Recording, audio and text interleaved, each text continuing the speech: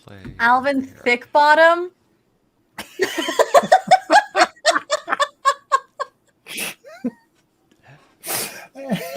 We're ready to go whenever you are. I'm recording everything.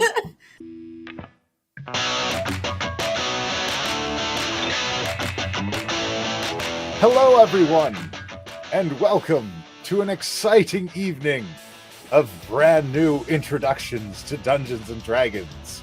We have with us today a very special guest, the internet's very well known Mr. Shao. Well, firstly, we have to say the name like Shao.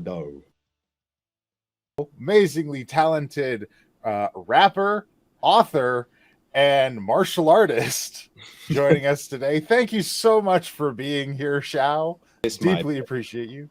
Hi, everyone. This is my first time playing Dungeons and Dragons, so forgive me in advance. But no, I'm really looking forward to it. I've heard amazing things about Dungeons and Dragons, D&D, and yeah, I'm just really looking forward to learning and playing it, and hopefully playing it more in the future.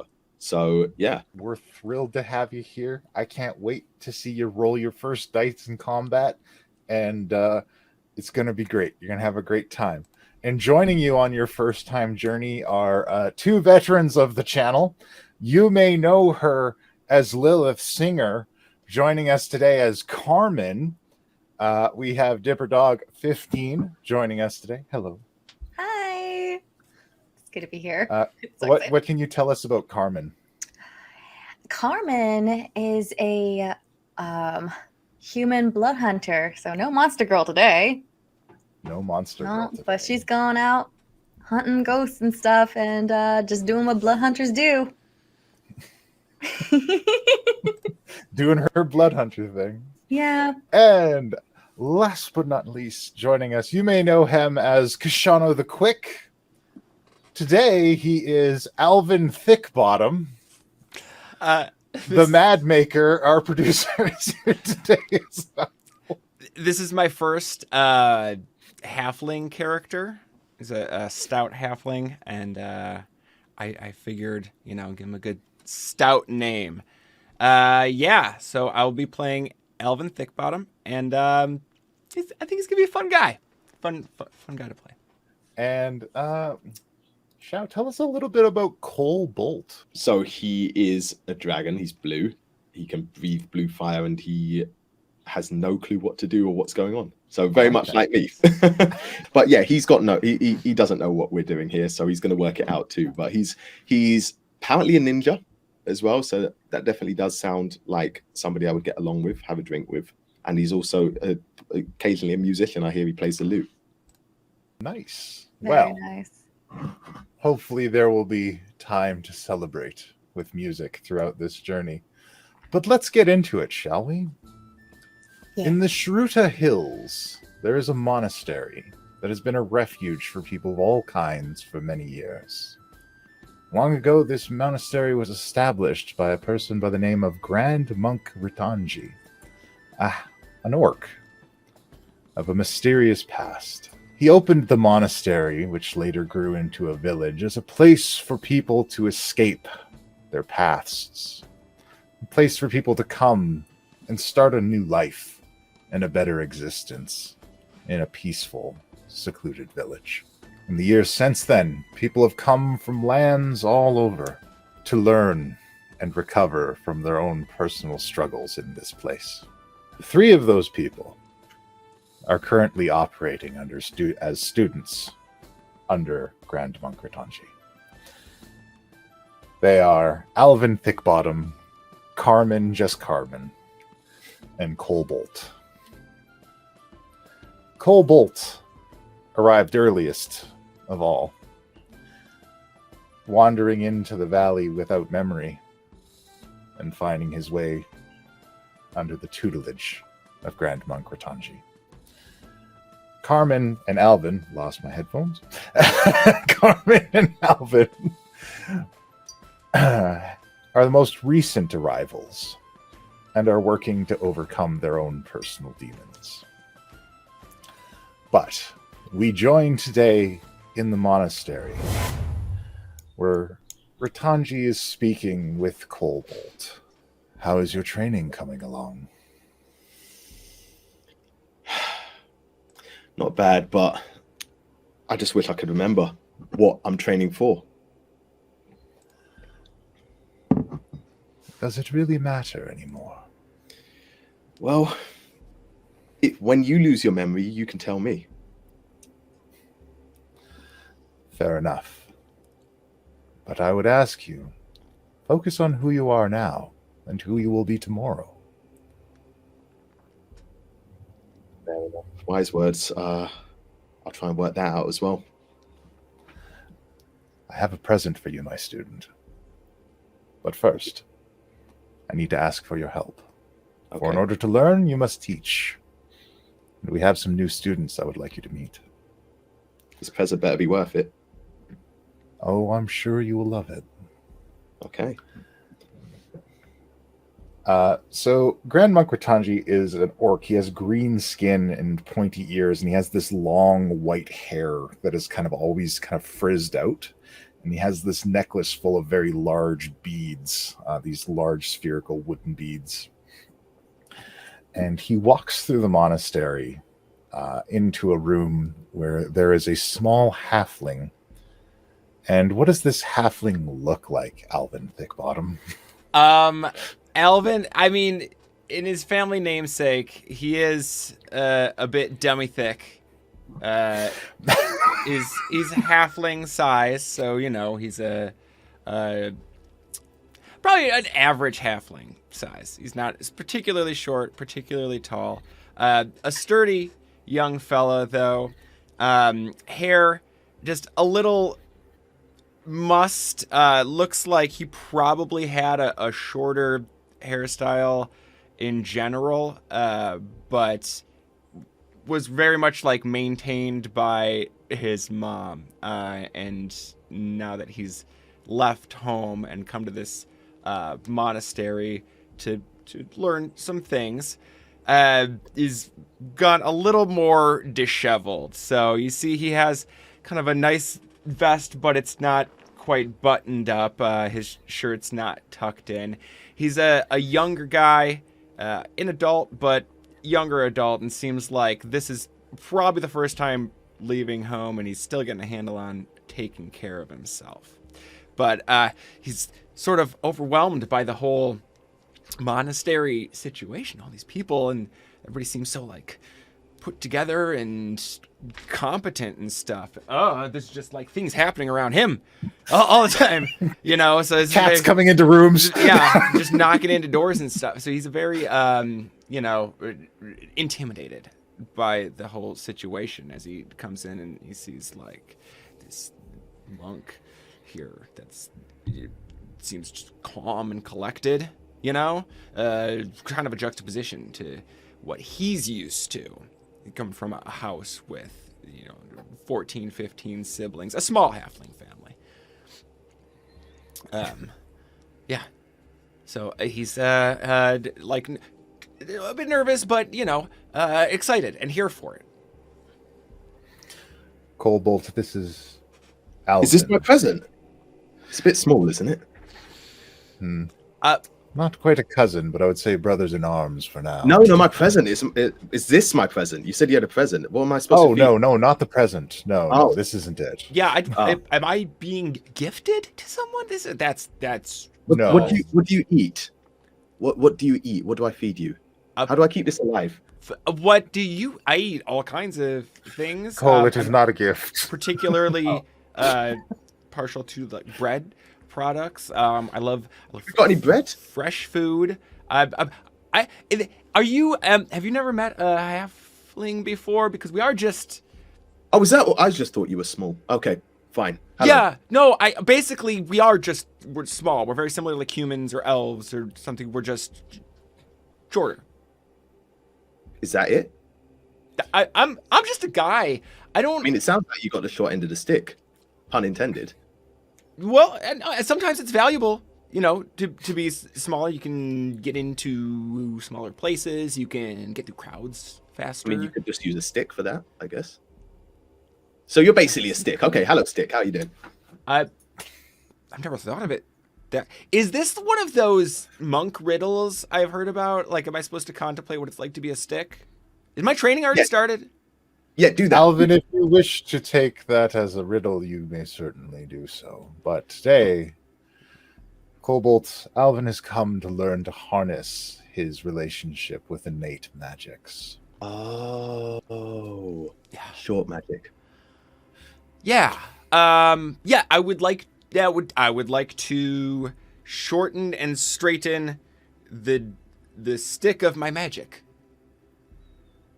I like him. Thanks for the present.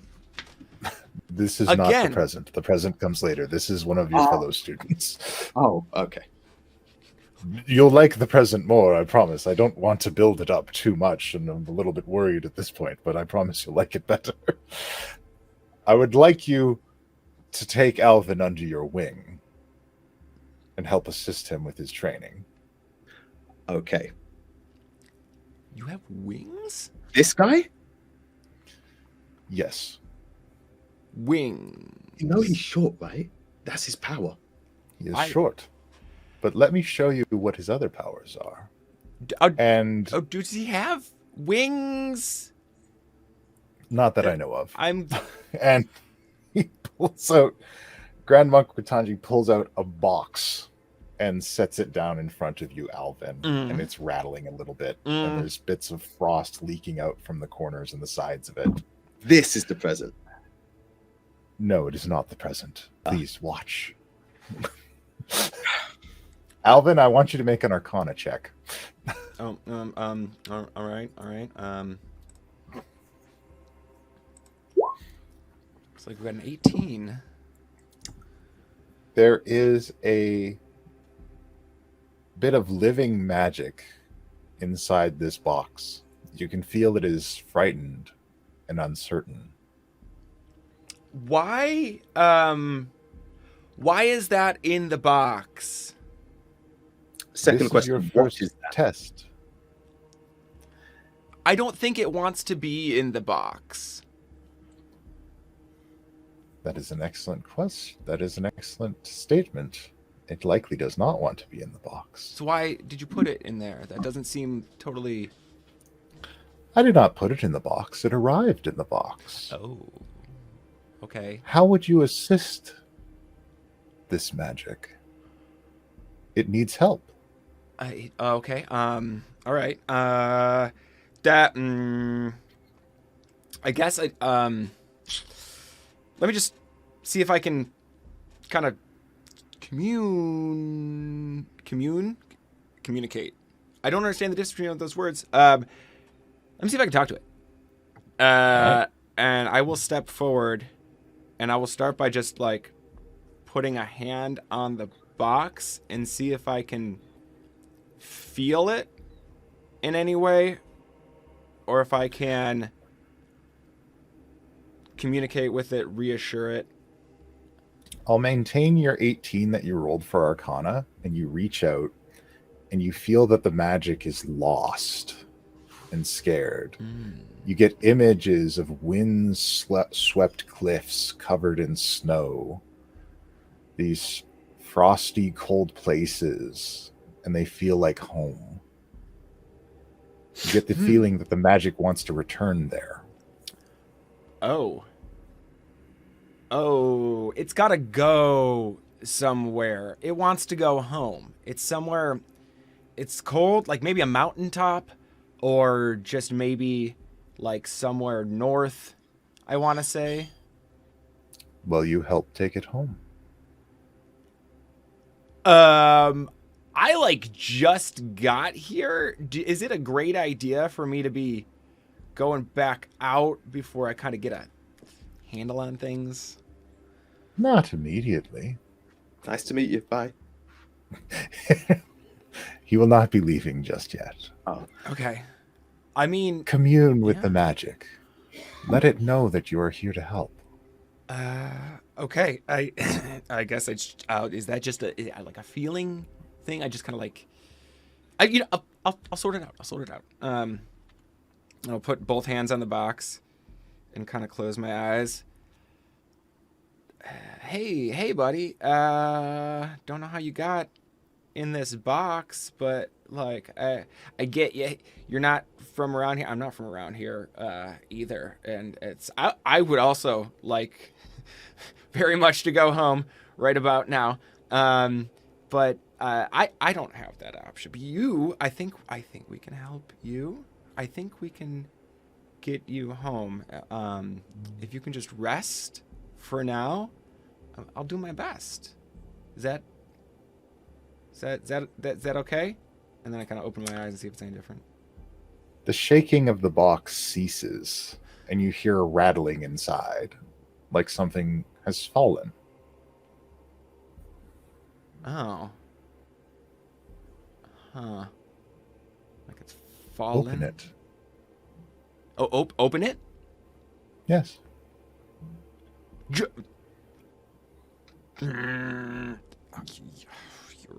the monk master.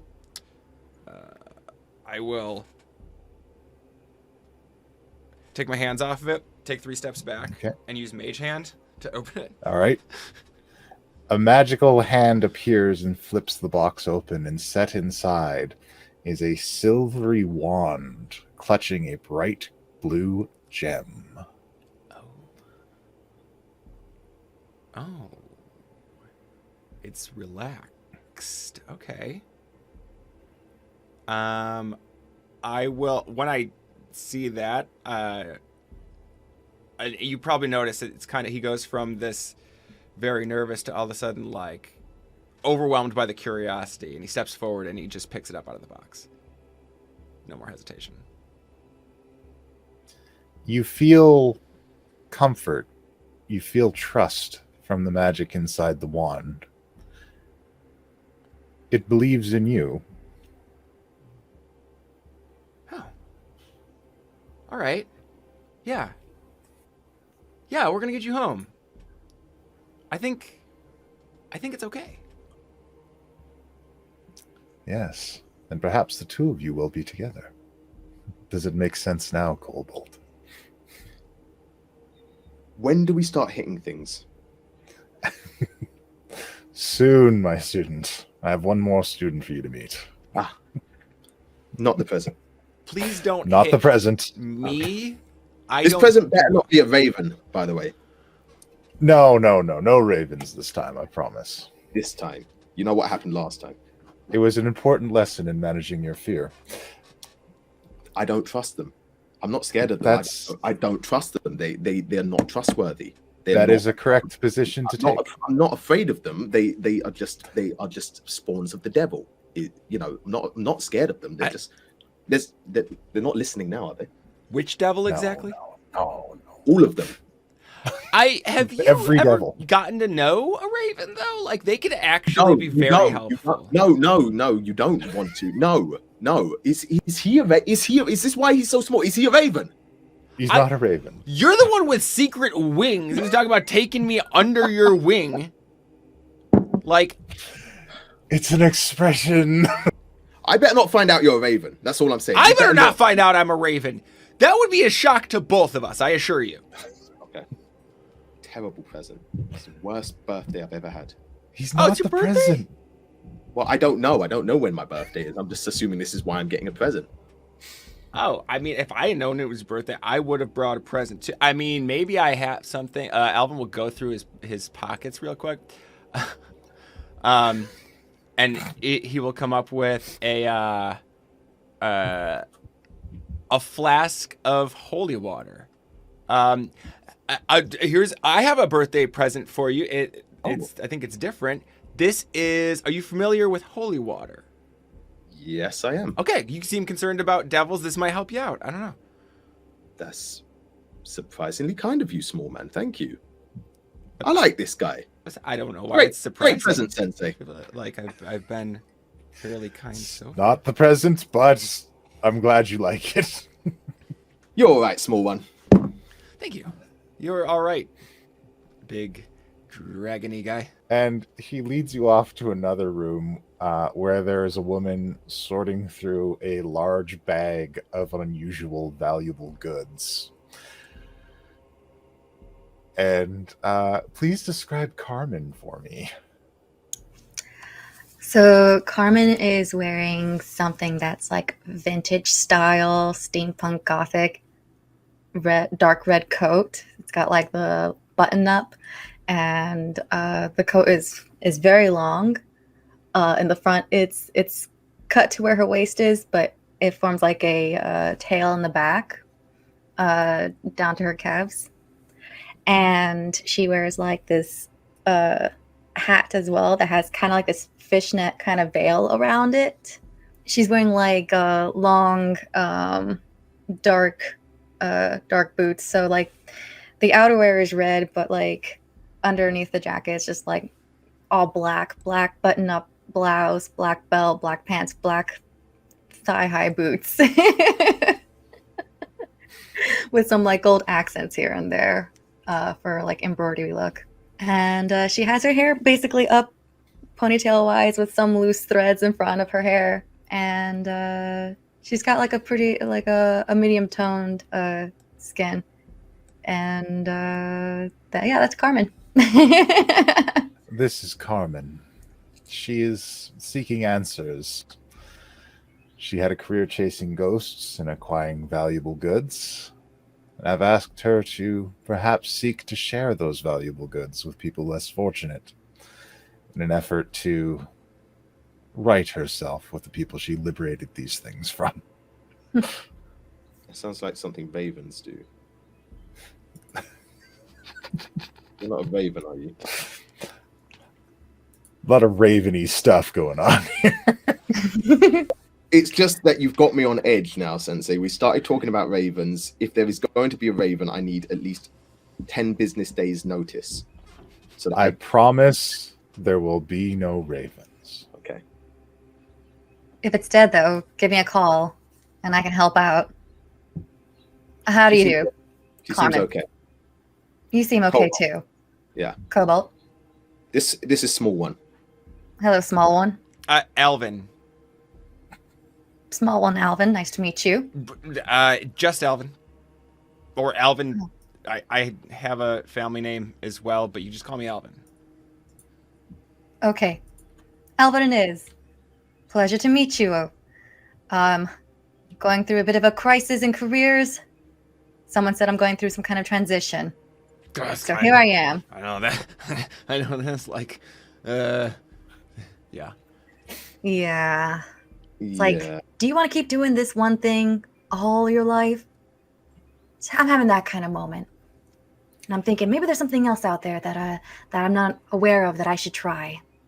So here I am, trying this.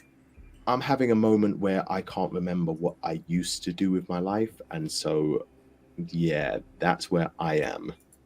Oh, so you're starting from scratch. Pretty much. Well, I guess you can narrow things down with things you don't like, and I can tell already, ravens are one of What them. raven? Where? Yeah, I've known this guy for like 5 minutes, and the one thing I know about him is he's not big on ravens, which again, I don't understand because they can be very reasonable if you can negotiate with them. What? I'm just saying, I've had some And I'm good just saying, experiences with you're about this close to blue breath. Yeah, I don't. It's getting smaller. All right, yeah, nope, not. No ravens. No ravens. I don't. Is that a I raven don't at a believe they're distance? lying. Dude, I cannot. Why are you antagonizing Don't him? antagonize him. He's, I'm asking a question. he's threatened to breathe on me like 3 times so far. I don't want Worst to. birthday ever that I can remember. Cole, Delight. I would like to place these two under your command. Oh no. Oh, so I'm in charge. Yes. Oh no. I need you to go to the village gates. We've heard rumors that Boshi's heading another bandit caravan up to our doors. Now, this sounds like something I can do. Send him away, and if he's got anything particularly troublesome, be sure to notify the rest of the village. just to check, have I met this person before? Because as you know, You've- I can't remember. You've heard of Bashi. Bashi is a bandit leader that operates within the region. He occasionally will get groups together and attempt to threaten the village, although he's never been able to breach its walls. He's a bit of a thug, kind of a nasty fellow all across the board, but he is not competent enough to be considered a superior threat. So most of the time he's just been driven away fairly easily. Okay, and now it's time for me to do stuff. Absolutely. So Get it on. the rest of the students are busy with other issues outside and around the village. So guard the gates and ensure that Bashi and his crew do not breach. No problem. Simple enough? Can do, Sensei. Very well. Oh, and before you go, this is the present. And he opens up a small box for you. And inside there is a sword hilt that is beautifully decorated in clouds and bolts of lightning. Ooh. Is that what I think it is? Grasp it. Don't mind if I do. This is much better than a small person. You were right. And it erupts in a bolt of lightning as a blade as you grab the hilt. This is much better than my last one. Thank you, Sensei. This is Sky Spike. Use it well. Nice to meet you. We're going to kill some ravens.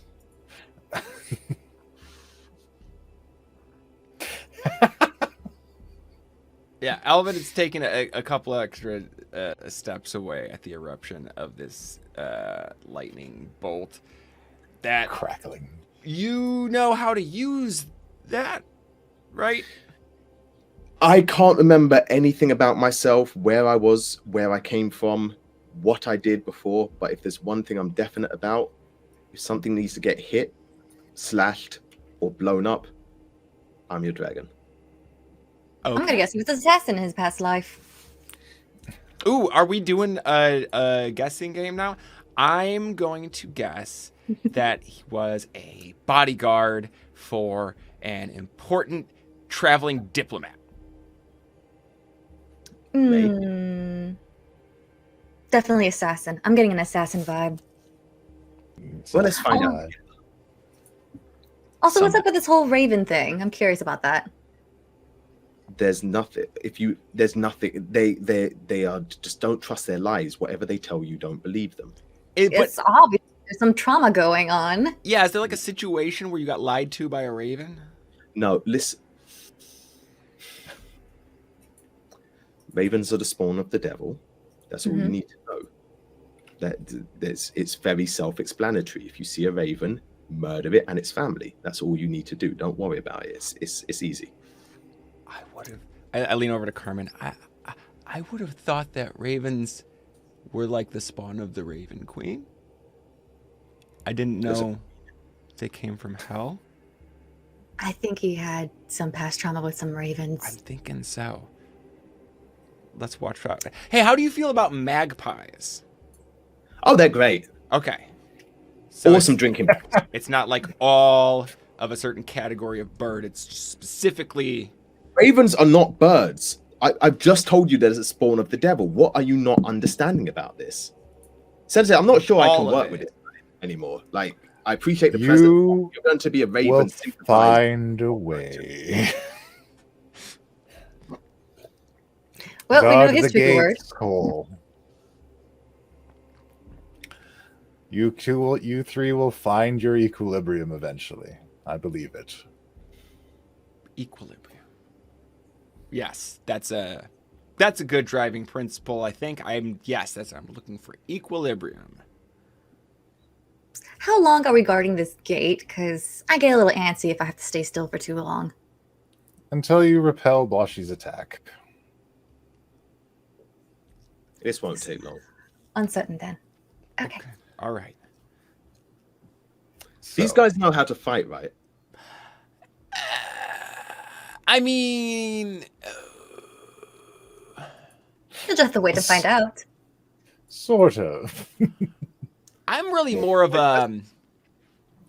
a lookout type.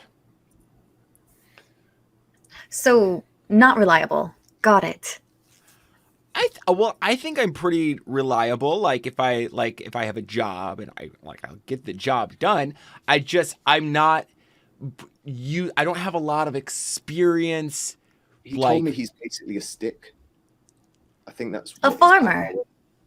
Yeah, so he's kind of like a stick. So maybe we just hit people with him. I don't know. Yeah. I mean, most of my family's farmers. That is a thing. Just kind of a looking out and backing up sort of thing.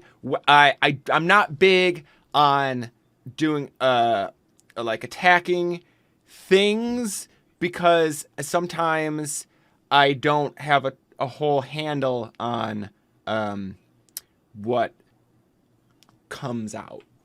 Human woman, you look fairly burly. You could probably throw him in an emergency at an attacker.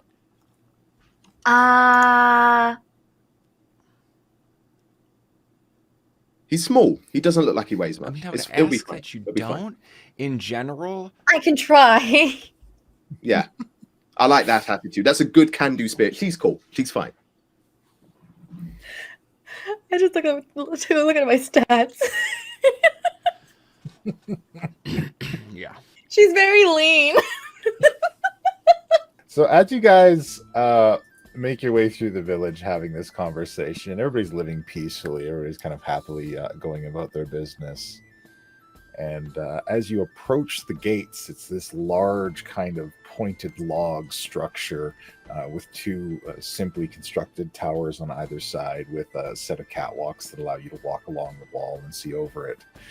There's a set of ladders that allow you to easily climb on top. And as you're arriving, there is a group of shrouded merchants slowly making their way through the gate.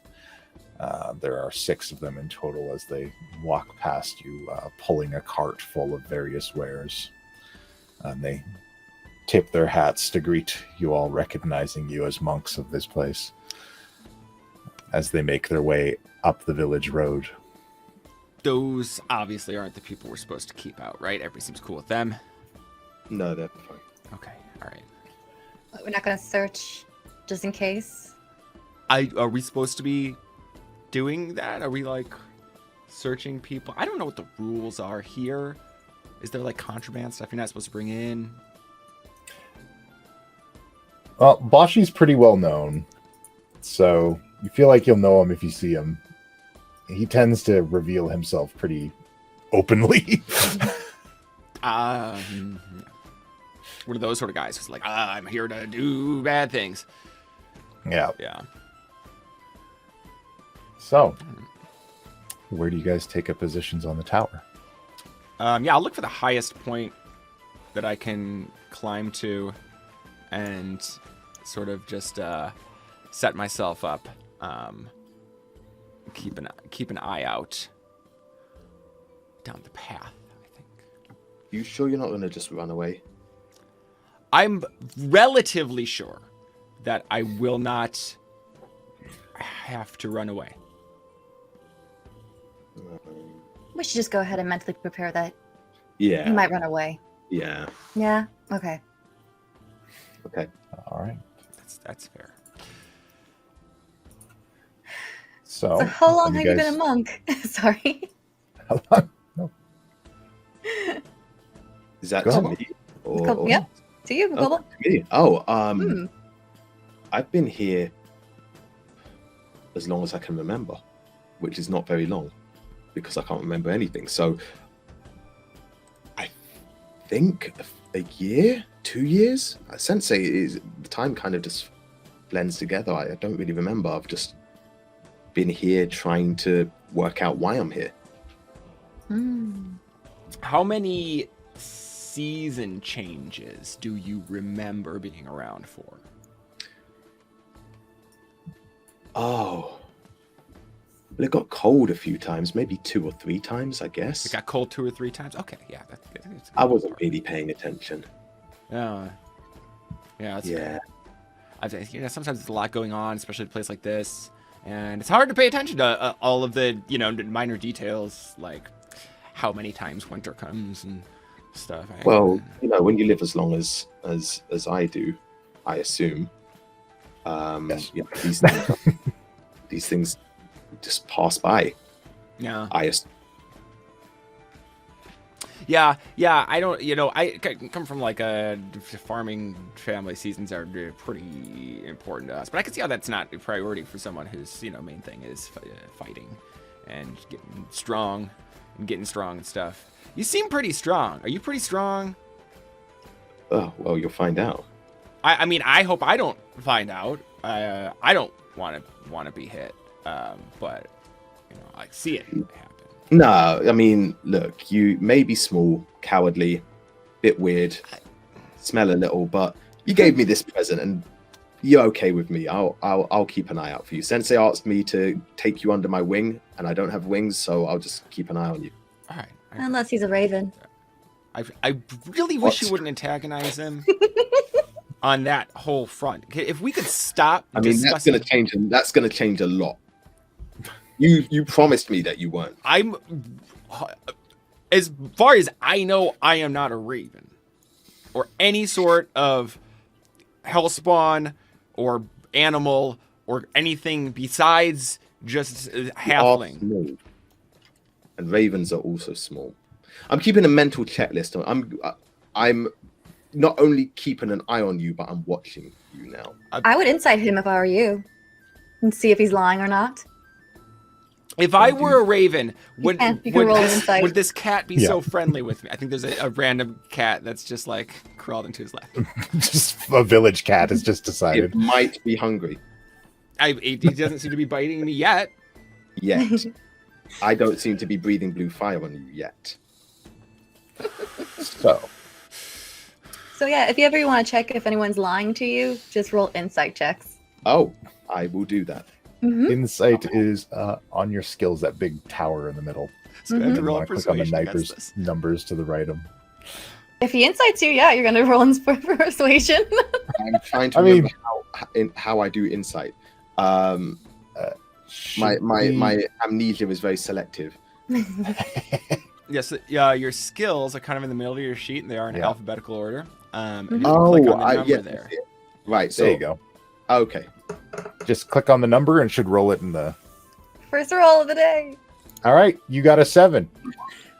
I got a 5 persuasion. I have -1. You have for your that. doubts. You're still unsure about him about basically as much as you've been playing it. I'm again, definitely not any sort of bird.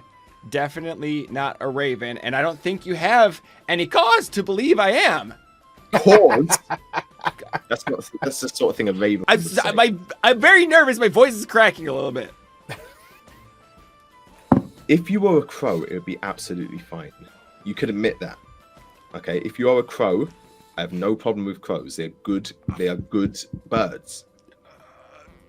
Okay, I'm. Own up. If you are a crow, it's fine. Just don't worry about it. You'll be. You should say you're a crow. I'm a crow. I'm Okay. definitely a crow. That's why the cat's biting me now. Okay. See, it's nothing to be embarrassed about. I know being a crow is tough sometimes, but it's fine. It explains a lot why you're so small and skittish. Yeah. I will look after you, little crow. Oh, thank Don't you. worry. You guys are free to position yourselves however you would like on this map as far as where you would like your guard posts to be. I mean, if the guard towers are unoccupied, I think. Crow, they're you take the absolutely- other side. Yeah. Just you guys right now. I Jeez. think. Carmen going right out. Yeah, I'm gonna just sit on that boulder. They won't see me until they need to see me. All right. Crow, you keep an eyes out from the crow's nest. Yep. So that makes sense. That's I'll the play plan. distraction. I'll try to do that whole The posing day- thing with the leg out. kind of thing. The day drags on. About mid-afternoon, a cart and a group of 5 individuals begin to roll up to the gate. Oh, finally. I think by the time this has occurred, Alvin has gotten distracted and started like talking to this wand. Can you like do you have like your own spells you can do, or can I use you to like, or not use you? Can I work with you to like, can we do spells together? Crow. What? No. Have somebody's Ask here. them what they want. Ask them what they want. Hey, hello, carts. People in the carts. What are you here for? We're here for your treasure. I don't have any. You lie. We'll take your food, your coin, whatever the village has. You must pay the protection to Bashi. Oh, the villages. Treasure. Yeah, I'm sorry. That's not up to me. I don't have any control over that. I don't decide who gets. I'm kind of new here, actually. Hi. What's your name? I am the Bandit Lord Bashi. Oh, so you were speaking in third person. That was because you said we have to pay protection to Bashi. I figured that was somebody else. Oh, that is me. Okay, so you refer to yourself by your name. That's fine. That's cool. Look, I know it's some not people do You're that. getting bogged down in the semantics of it. Just open the gates. No one has to die here. I'm not supposed to do that, I don't think, because your name was mentioned before as somebody who I am not supposed to open gates for. You will open the gates, or I will open them for you. I don't think that's going to turn out the way that you think it's going to. Release it! And then they pull back the tarp on the cart. And an enormous ogre lumbers out, carrying a big log with this gnarly metal claw on the end of it.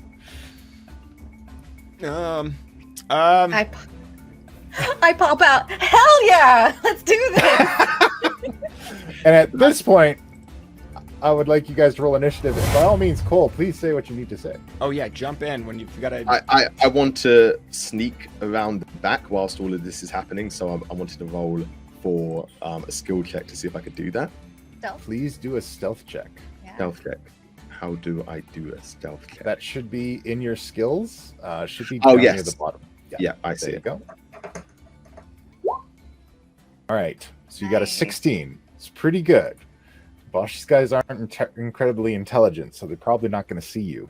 Would he get so you are advantage? stealthy. Would he get advantage if we were like distracting them? I think I'd be in a I mean- distraction up here. Sure. So advantage is you roll another dice and take the higher amount of the two. Okay. So So go ahead and roll another stealth. Yeah. All right, we're still going with 16. All right. So initiative is up near the top, right next to your shield. And initiative rolls determine what turn order you go in battle. Oh, you are ready for the fight. Ooh. Your turn order begins. Cole Bolt, you're at the top of the round. These dudes don't even know you're here. Alvin's up there being like, "Oh man, that is an ogre. That is an ogre that looks like it's gonna come at the gate."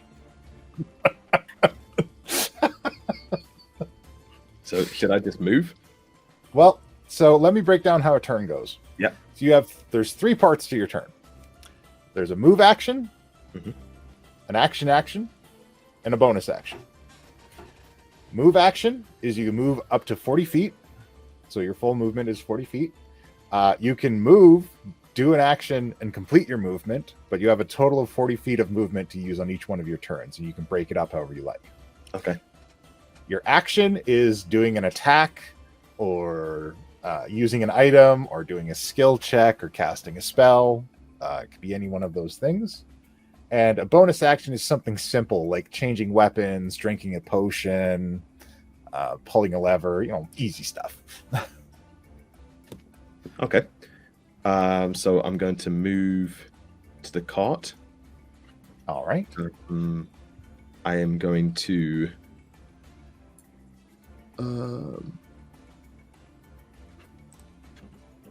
Yeah. back. So I'm going to use my breath weapon Very well. On the actual cart with the intention of blowing it up. Oh. So I need to So- roll. Actually, you don't need to roll anything.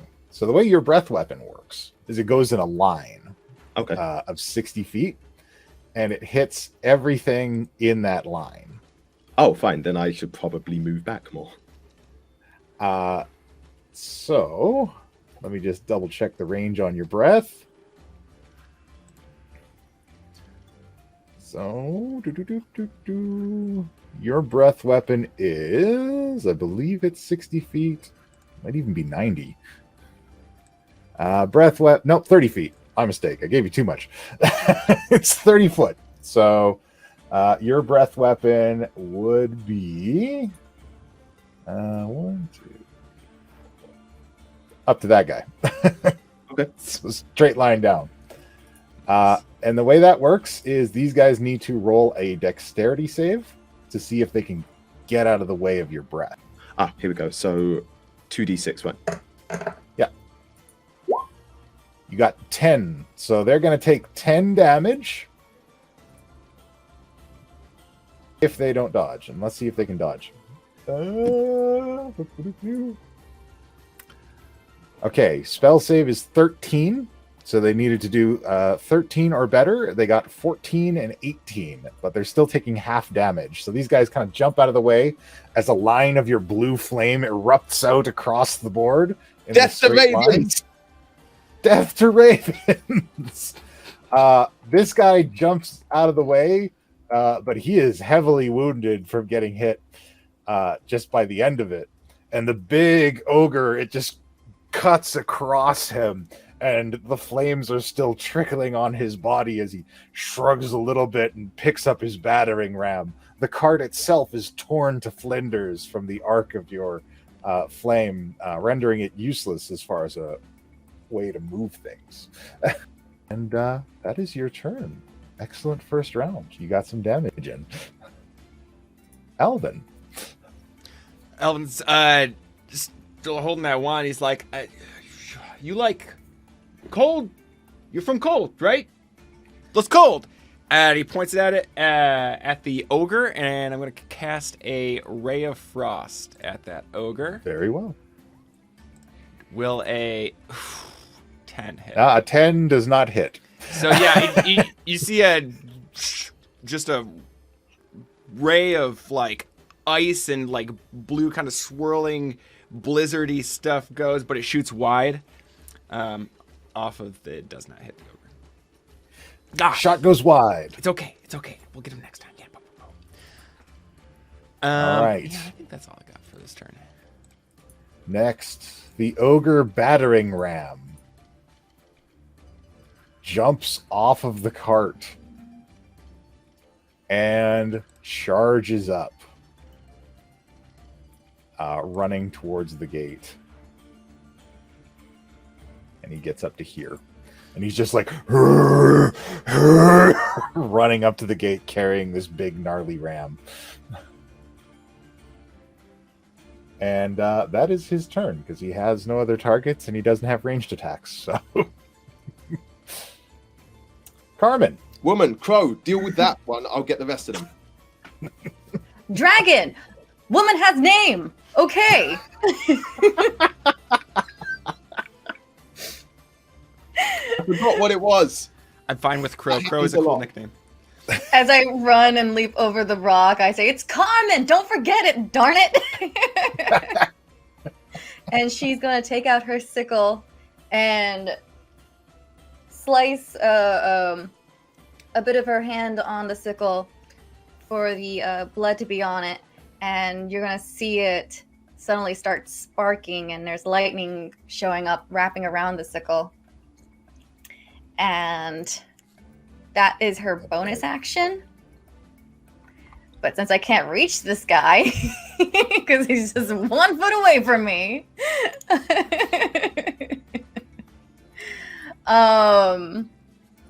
for my action, I'm going to go ahead and prep with Armor of Agathis.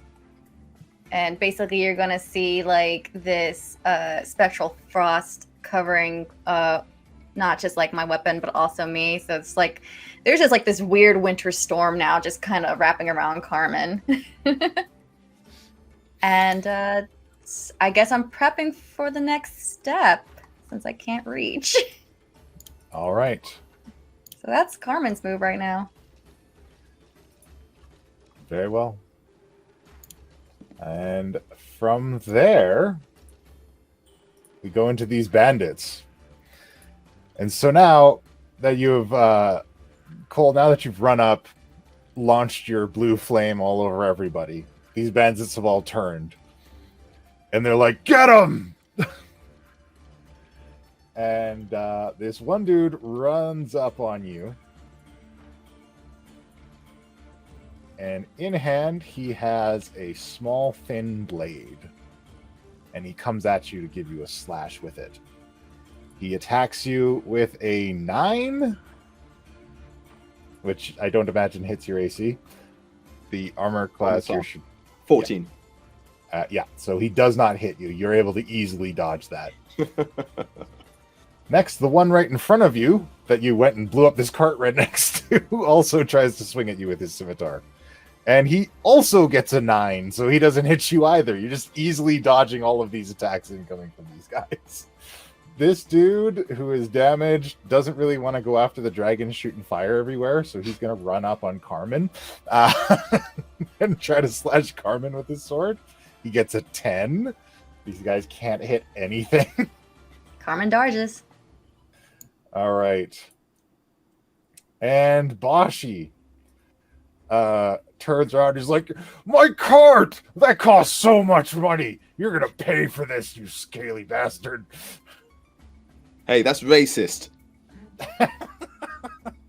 And he whips a dagger at you. And he gets a 20. So can I deflect missile? Potentially. Let me read deflect missile again, because I always forget exactly how it works. There's two. There's deflect missile and deflect missile attacks. Okay. Deflect missile. Unarmed strike. Okay, deflect missile. Deflect or catch a missile when you are hit by a ranged attack. When you do the damage. Okay, yeah, so you can spend a key point. But let me see what the damage would be first. So the damage would be 4. So if you want to use deflect missile, go ahead and under your reactions in your actions tab, where it says 1d10 plus 8, next to deflect missile, if you click on that. What's the difference between deflect missile and deflect missile attack? So deflect missile is the first part of it to see if you can grab the missile that's coming in at you. And then the next one is to send it back. So give me the first one. Okay, so you have blocked 15 damage of the 4 damage. So you easily catch this incoming knife, no problem at all. And you can now send it back to him if you wish, if you click on that +6. Okay. On the +6 specifically? Yeah, just below it. You rolled a 25, so you do successfully send it back to him and hit. And if we click on the pink portion in the attack... I think this belongs to you. Yes, you send your dagger right back at him, and it stabs him for 5 damage. He's like, ah, monks! That's what you get for being racist. Look, it's just you're a dragon and stuff. I don't know. Scaly is an offensive word to my people. Take it back. I'm not. I'm real embarrassed now. So you should be, especially with that wound. You did throw my knife right back at me. So there's a number of things going on.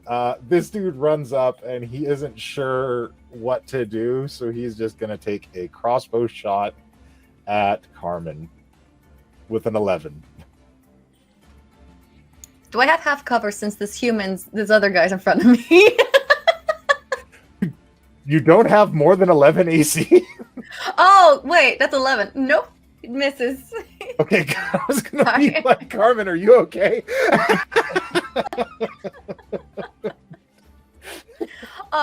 Just so you know, there is this thing called half cover to help raise your chances so you don't get hit, and it makes the enemies like hit at a disadvantage. Okay. Yeah. Makes you harder to attack. Mhm. All right. Also, Carmen, I'm giving you a flame scythe because I was supposed to give you that earlier. Okay, apparently I'm spinning all the elementals around me right now. That's cool. All right. And that is his go. He can't do anything. Cobalt. This dude's just surrounding you. What do you got for him? My turn. Right. So, unarmed strike. Can I hit both of them or just one? So, you have 2 attacks. You could hit with your sword, and then hit with your sword again. And then if you wanted to, you could use a key point to use Flurry of Blows and then punch twice. Well, So you could attack 4 times on 4 different targets if you wish. These guys are small fry. I'm not going to kill them. That's not the way. All right. So unarmed strike on the guy right in front of me first of all. Very well. Roll it on the 6 or on the On the 6, and that would give you the attack. Okay. The other one is bludgeoning, so I don't want to do that. Yeah, the other one is the damage. So first you roll to see if you can hit, and then you roll the damage. Okay. A 12 is just enough to hit these guys. So you smash him hard. Give me the damage on that. Don't want to hurt them too much. I'm going to go easy on you guys, but don't do this again. 7 damage. He is okay. So is this a punch? Is this a kick? How you do this? I just kind of punch him in the face. All right. Punch him in the face. You hear a cracking and a crunching of cartilage. Blood begins to flow from his nose. And he's like, as he kind of wobbles backwards from your punch. So that's the first attack. You still have another attack if you wish, and then you could still use Flurry of Blows if you want to do more. All right. So the same thing again on unarmed strike, right? Yeah. Okay. And as for you, that one, you miss him. He sidesteps that one. You just barely graze his cheek with it.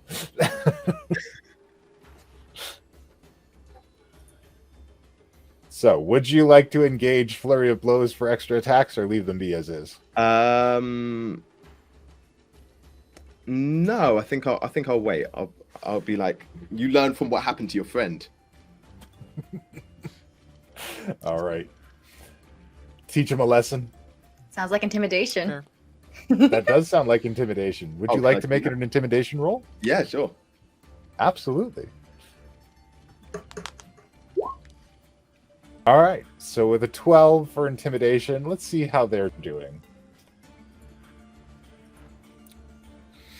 They still think they can win this. They still think they can win this. They feel pretty good about their numbers. They're feeling pretty good about their odds. We Alvin. need to break their spirit. I'm standing up there and I'm still like, okay, all right. But you know what? I think that was on me. I left too much in your hands. I didn't aim well. Let me try putting a little more oomph behind it. All right, let's do that again. Let's freeze this guy. And but this time what comes out of the wand is sort of a twisting mass of, there's like a little bit of ice and a little bit of fire and a little bit of just sort of dark twist, and a lot of energies coming out at once, and I'm gonna cast a chaos bolt, which I've never done before. So let's see how this rolls.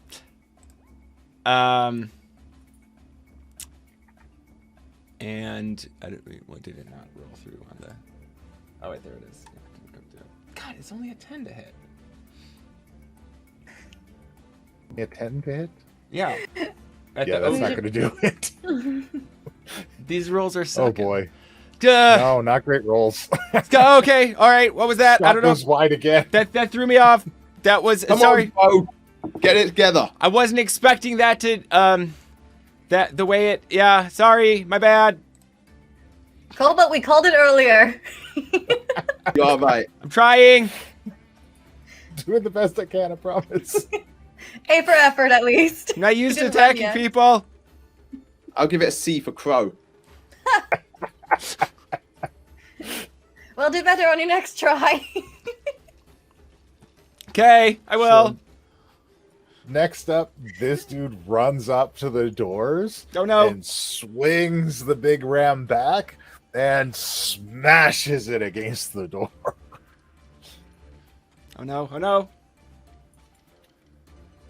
I'm gonna get blamed for this. He gets an 11, which, I mean, the door doesn't dodge the hit, so he hits the door. And deals 11 siege damage to the door, and the wood begins to crack and splinter as the whole wall shakes and wobbles a bit, and your platform is a little bit shaken up there, Alvin. Carmen, right? Yeah, that's right. Yeah. Because I descend. Can you deal with that? I'll be right there. These guys aren't learning. Yeah, give him a good lesson. Will do. All right, Carmen, it's your Um, turn. It is my turn. This beast of a beast. I cannot tell if cause fear is the same spell that makes them run away from you, because it's not saying it in the description. So I'm not sure. Cause fear? Yeah. I mean, they should normally when you have the fear effect on you, you're like, yeah, you become frightened. So a frightened creature has disadvantage on ability checks for attacks on the source of their fear, and they can't willingly move close to the source of their fear. Okay. So Um. they're scared and they can't do anything. They're bad at what they do because they're too scared of you. This is gonna be a gamble. Right. It's not a big save, but I'm curious. Carmen's gonna go ahead and cast Cause Fear on the ogre, Okay. and the DC saving throw is a Wisdom 13. Gets a 17. What kind of ogre are we fighting here? I don't know. But this ogre has incredible wisdom. Like, you don't even know. This is the wisest ogre I've ever met. This ogre's been around and he's seen some things. Like, you wouldn't believe. Apparently. I guess my next question is, I know by leaving this enemy that's on me, it's going to create an opportunity attack. My question is that when I get to the ogre, can I somehow wedge myself between the gate and the ogre?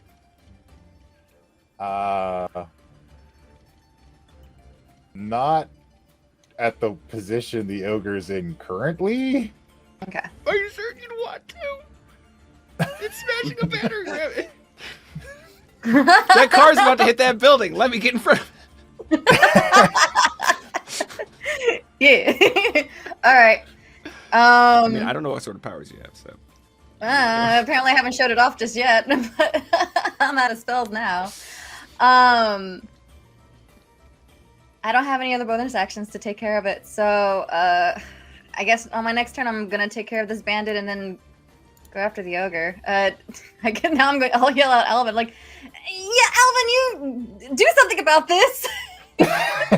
Yeah, no, that totally. I'm a halfling farmer. I'll definitely stop this ogre. I totally believe in you, 100%. You can do it, Crow. You can do it. The bandits go again. They come in with another sword slash against Cole. They're like, he ain't so tough. Sure, he punches pretty hard, but I bet he bleeds too. And swing with a 16, Cole. I have a 14 armor. That is a hit then. Okay. You take 3 slashing damage, sir, as the blade cuts into you. What the hell, dude? I was going easy on you. Bit of a scratch. You should take us more seriously. But you're puny. See how puny we are. Get him, Tom. And the other guy comes into swing. He gets an 8. He really all that build up, and he let his friend down hard. Another swing you easily dodge. Number 2 is gonna try to attack Carmen. Scimitar swing with a 16 on Carmen. We really need to stop dancing and start fighting. She dodges.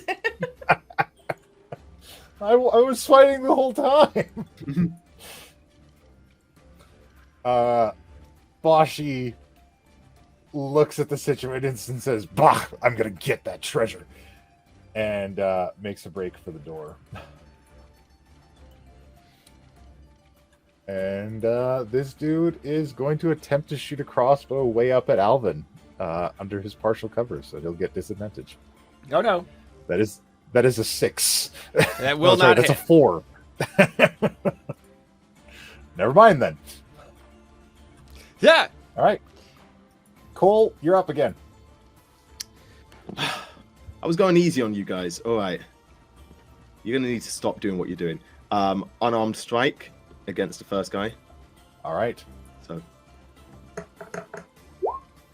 That is a hit. and then damage, right? Yes, please. Yep. That dude is on the ground out cold with a hard punch. And let that be a lesson. Oh, wait, he's unconscious. Never mind. You tell him when he wakes up, let that be a lesson to you. To him. I suppose you still have another attack, sir. Okay, now let's see how well you dodge this. Apparently very well. This other dude, this second bandit is super nimble. He's like, every attack is like, ha, I had a little bit of monk training myself. Okay, now I'm getting annoyed. Flurry of blows. All right, flurry of blows it is. Okay, first one is a 13. That's a hit. Yeah. And then one more. Oh, again. Yeah, flurry of blows gives you 2 punches. That's another hit as well, so I need damage on both of those. Dodge this. And that's 4 and 1 more damage. So for a total of 9, you sent him staggering back with a 2-punch combo. And he's just got like a welts all over his face. Okay, point made. Yeah. Now let that be a lesson to you and also to him. But tell him that when he wakes up. This is received. Can I intimidate him as well, or is? Absolutely. You Oh may. yeah. Okay. So I'm Give gonna me intimidation intimidate. on that. Ah. It's a bit more effective now. So even though he got a 17, he's still like, you know what? Maybe this wasn't a good day to do this. The cart's on fire. Doug's unconscious.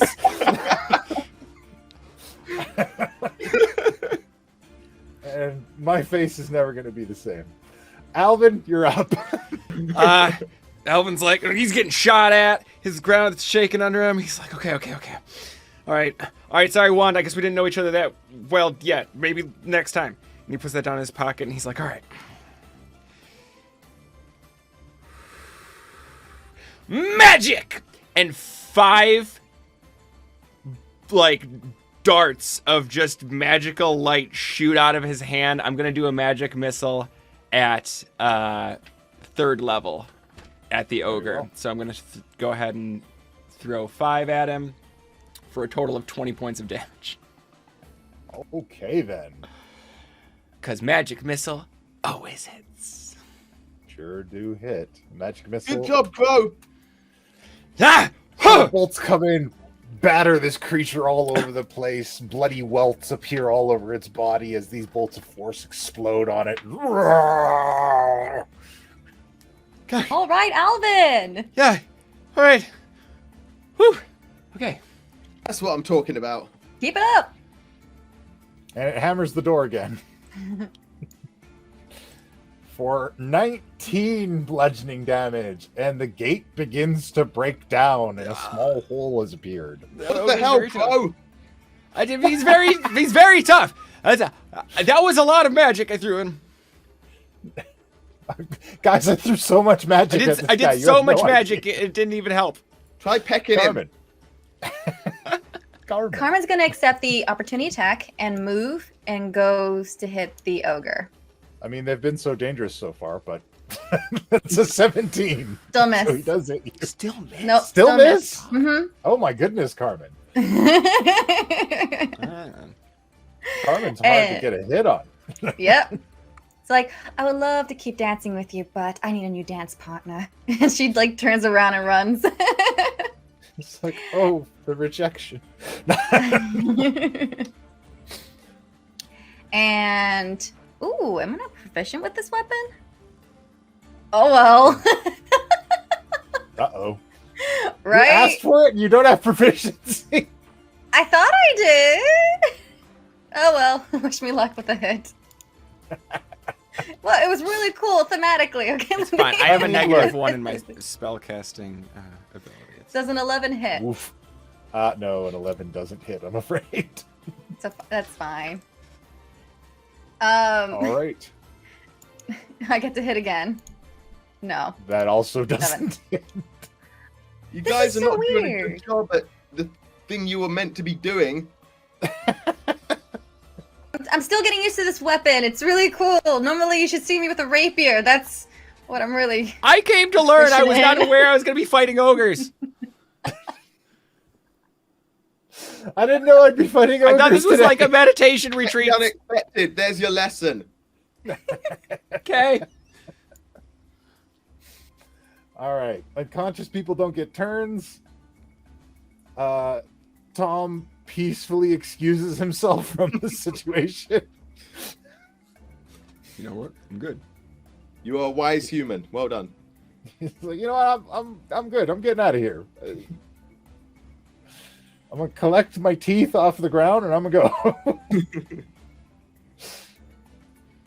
go. This dude is just not having it. He thinks he's gonna get inside, so he's gonna shoot his crossbow at Carmen with a 12, which is not even close to enough to hit Carmen. And Boshi is gonna run up. This guy's seeing that the dragon is all on his own now, so he's like, I'm gonna stick with the boss. And he runs over here and he fires his light crossbow back at Kobold with a 17. 17. Okay, yeah, armor class 14. All right, that is a hit, sir, for 9 piercing damage, unless you want to spend another key point to catch another missile. How many key points do I have again? You have 5, and I believe you spent 2 so far. Yeah, I'm gonna throw it back at him. All right, give me the 1d10 plus, I forget 8. what it is, but Plus yeah, 8. there we go. Yeah, so you're basically rolling for 1. Yeah, you got it. You grab that missile and now give me the attack Stop to throw it throwing back. things at me. And the +6, right? Yeah.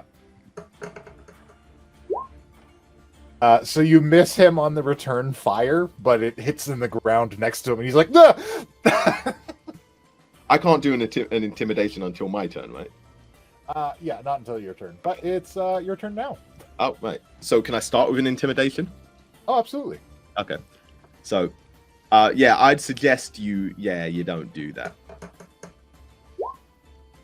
All right. And all right, number 3 is like, you know what? Maybe you're right. I haven't hit anything with this bow all day. All right. Anything else you'd like to do on your turn? Oh, yes. Okay, so I can move, right? Yeah, Okay. you can go 40. You got quite a bit of movement. Okay, great. So yeah, I can't do that. You may also sacrifice your attack action for another batch of 40 movement. Right. No, I'm going to go to 35. Okay. And then I'm going to be like, hey, probably stop hitting that gate. Blue breath. You are actually out of blue breath. Oh, am I out of it? Okay, Yeah, so you need to take a nap again. Oh, right. Okay, so no, ignore that. No blue breath. No problem. Yeah, but yeah, I'm here now. So, yeah, Carmen, Crow, I'm going to let you handle this for a bit, but yeah, do something. Do something about this creature. Fair. I'll be there shortly. I got this. All right. Alvin. How high up is this tower? It is a 10-foot tower. Okay. I think that'll be fine. I haven't taken any damage or anything. So I'm going to... Alvin is going to go ahead and kind of jump up onto... I need the right thing. Onto the thing here, and he's going to kind of take a couple steps and leap over and land right between the ogre and I think that's Boshi there. Yep. And as he's coming down, you see, like, you're starting to see why they call him thick bottom in this family. As his dummy thick ass kind of spreads a little bit as he falls through the air, and when he hits with both feet, there is a thunderous clap as he casts Thunderstep from that point, and he is going to there's a flash of light and sound as he teleports to, like, right back over next to Cobalt here, but he is going to leave Thunderstep in his wake, so they have to make a Constitution DC 10 saving throw, which I know isn't much, but the ogre does not make it. Boshi is unfazed. The ogre then is going to take 16 points of thunder damage as there's this that rocks him. The ogre is heavily wounded at this point, and he's in rough shape. Good work, Crow. Thank you. It seemed kind of dangerous up there. I thought it better to get down. Sometimes I land kind of hard. I don't know what to tell you. I'm not gonna lie. I thought you would fly, but that will do too. I can't actually. All right, never mind. So the ogre, furious at this point, slams this thing, just charges up at Cobalt, swinging this thing. And with his big battering ram, swings to bash Cobalt. Why me? I didn't do it. You're behind him, and he's dumb. He gets a critical hit. So critical hits are when you roll the highest number on the dice. Okay. On the 20-sided dice. And they generally result in double damage. Okay. In this case, you are taking 14 total bludgeoning damage from this hit. So he just comes swinging in. Can I use a skill point to do defense or something? Or does it just hit? This one just hits you. The patient defense is the one you would have to use that at the end of your turn instead of like an attack or something, and then it reduces the chance that they can. Oh, okay. But he comes in with a hard slam. Got you. For 14 damage. Oof. Carmen. How are you? So do I need to reduce my damage? Do I need to put the damage in? Yeah, you take 14 damage. So add that, subtract that from your current life total. Yeah, so in D&D Beyond, you can just put 14 in the hit damage next to your life total there. Okay. Thanks, Crow. The creature is bleeding from multiple wounds and is just carrying this hulking ram, breathing heavily in front of you. Don't worry, I told you I'd keep an eye on you. Yep, I don't want to hit the. I don't want to get hit like that. That looks like it hurt. It did. Carmen, what do you have? Apparently, a weapon that I'm not proficient in, so the odds of me hitting are really low. Love it. Carmen, what if you just had proficiency with that? Would that be better? I mean, I could drop my sickle and and grab my dagger. What if instead you were proficient? What if instead you were proficient? Are you saying that I am going to be proficient with the sickle, Mr. Dungeon Master? I'm saying that you are now proficient with the sickle. Then this means I've You been reload raised your from a page. 2 You to read the a 5. instructions, Daniel. My role as the benevolent dungeon master is secure. Alright, we'll just add a +3 to it. Look, I want somebody to be effective in this. Cobalt's pulling a lot of weight here. Yes!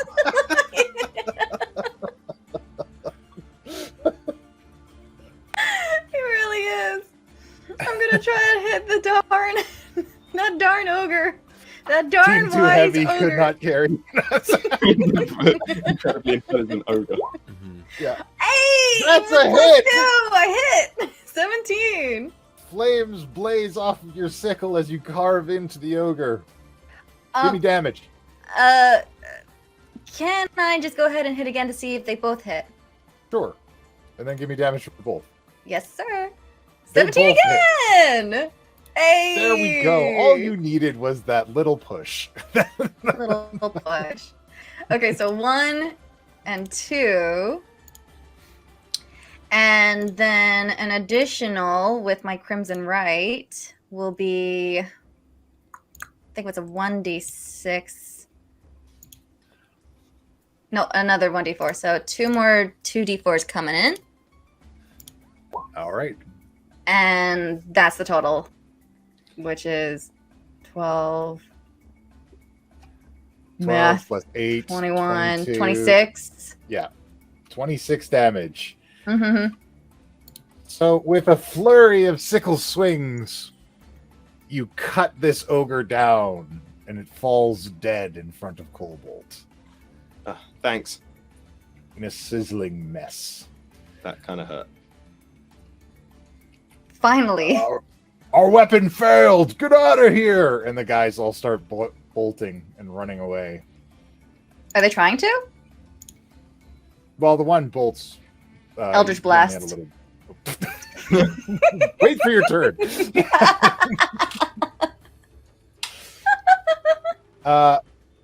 Boshi is undeterred. He's trying to unlock the gate through the hole that was made already.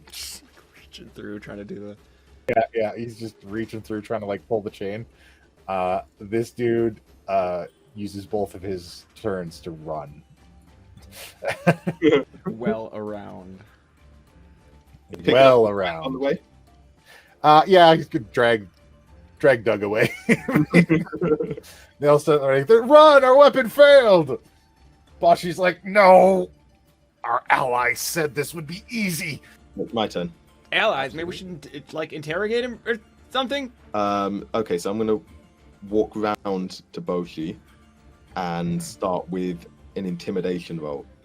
Yeah, maybe you might want to stop doing that. All right. I guess we'll call it even this time. You defended. I don't get in again. As this What? exchange is happening, can I would like to sneak up behind Boshi, kind of just slip between his legs, and I have a pair of manacles I would like to slap on his wrists while he's distracted talking to Cole. If you wish. What do you want, a sleight of hand? Or a stealth? What do you need for Sleight this? of hand, please. All right, let's see. Wow. Oh! Wow. A 21. Yeah, that'll do it. Yeah, so you're talking to this guy and intimidating, and then you just hear click, and you look down and his hands are chained to each other. Nice. I got him. Very You slick. got him. Good work. You did something. Thank you. Yeah, I threw magic at the big guy. He I can't did. believe he lied to me. Who? Who? Maybe I shouldn't say anything. Maybe you should. Does the master want to talk to this guy? Well, I think he's fairly incapacitated. We can maybe bring the master to him rather than bringing him inside. I feel like he wants to get inside. So That's a good point. Yeah. I need everybody to roll a perception check for me. Sounds good. We're not perceptive at all today. Pretty good. Carmen and Cole are both like, nah. Stop fighting. Don't care. on this one. Not Like, celebrating their victory. particularly deep in that one. Alvin did good. And 16. Alvin, you can see through the hole in the gate. There's smoke rising from the monastery, like a lot of smoke. Of guys. I'm like pulling on people's like coattails. Guys. What? What? So, is something on fire in there? Shouldn't be. That's like more smoke than I think I've used. Usually comes out of like a cooking fire or something. Is that normal? No. Holy smokes. What did you do? I was all the way back here. Not you you, saw me this the guy. whole time. Oh yeah. I didn't sorry. do anything. Some guy sold me an ogre. Cheap. Who? You're going to need to tell me very quickly. Otherwise, I'm going to roll some dice and hit you. He looked like a merchant. He was traveling with a bunch of other shrouded people. The guys that came in before. And Alvin will, I guess, yeah, go through the gate. Well, we're trying to keep the gate closed. Who called it earlier? Who called earlier to do an inspection? Right. Well, now y'all owe me some drinks. So, are you guys heading back to the monastery? We are definitely. Yeah, Alvin's scrambling in there. As quick as We he can. what should we do with this guy? Knock him out. Yeah, let's do that. All right. You know how to? No, and also, does anybody have a healing potion? Because I'm hurt still. The crow got me hurt. Not so much. I can call upon a cute unicorn to heal you. Give me a second. Don't question me, all right? It was a state of emergency. I know it doesn't exactly match with my aesthetics here, but When somebody says knock him out, Alvin will crack Boshi on the back of the head with a quarterstaff. Let's go. Boshi's out cold. All right. So you guys head back to the monastery. And as you get close, you can see there are sections of wall in the monastery that have been blown out. There's blood on the steps. The doors have been torn off the hinges. Oh my gosh. It is a grisly scene. What has happened here? if you can roll a And 1d4 Fireball. and you can heal yourself. 1d4. Roll a 1d4 and then add 2. And then add 2, so you have 4. Gain 4 HP. Oh, great. It's the Thanks, best unicorn. I got. You guys arrive back at the monastery. And this is the scene. This is terrible. Yeah, I take it this doesn't happen normally. No. We need to find the master. Yeah, on hearing that, Alvin will take a run into here. We don't know what we're up against. Oh, he's gone. He foolhardily runs into this busted building. If we hear him screaming, we know something's there. Yeah. Oh, there's so many dead people! Eyes not on us. All right, what you got? It's time to get serious. But that before was just messing about, but now there are actual people in danger. I'm going to cast the shadow thingy. Ooh. Pass without a trace. Yeah, so that we can work out what's going on without being detected. Nice. I just click on it, right? Yeah, just click on it. And now anybody who rolls a stealth check adds +10 to it. Oh, right. Okay. Beautiful. That's really, really good. Do I need to roll a stealth check as well? Yes, please. Yep, okay. I want to say thank you because I have a disadvantage at stealth. I am not good at stealthing. And so Alvin ran it. He got like right inside the door and probably ran back out. And it's like, guys, there's like, it's bad. It's real bad. Deep Okay, breath. First things first, we need to work out what's going on here. All right, I'm following you. All right, we need to be stealthy. Okay, so 15's the best Carmen's got. All right. Thank you. Thank you so much for that pass without a trace. It would have been 5 otherwise. All right, Alvin's got 25, and Cole's got 30 for stealth. Cole is the knight. He is... Yeah. All right, you guys are very stealthy. This is going to pay.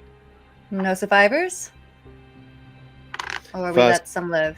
First, we work out what's going on. Second, we make whoever's responsible for regret that they ever did this. Sounds good. You lead the way. Let's go. So we will go. Oh, you can move as much as you like right now. Feel Oh, I free. can. Oh, God, there's an actual This is- quartz. This is free movement. We're going straight into here. So, Cole, you see giant raven men I told you! I'd say it was real bad. laying on the ground, all beat up, dead in various locations throughout. A couple of your other fellow monks from the monastery are laying dead on the floor as well, seemingly perished in the attack that occurred.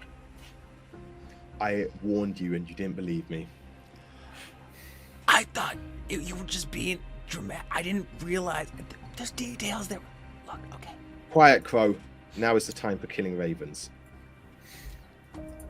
Firstly, we have to check that they're actually dead. Yeah, I'll go up to one and do a medicine check.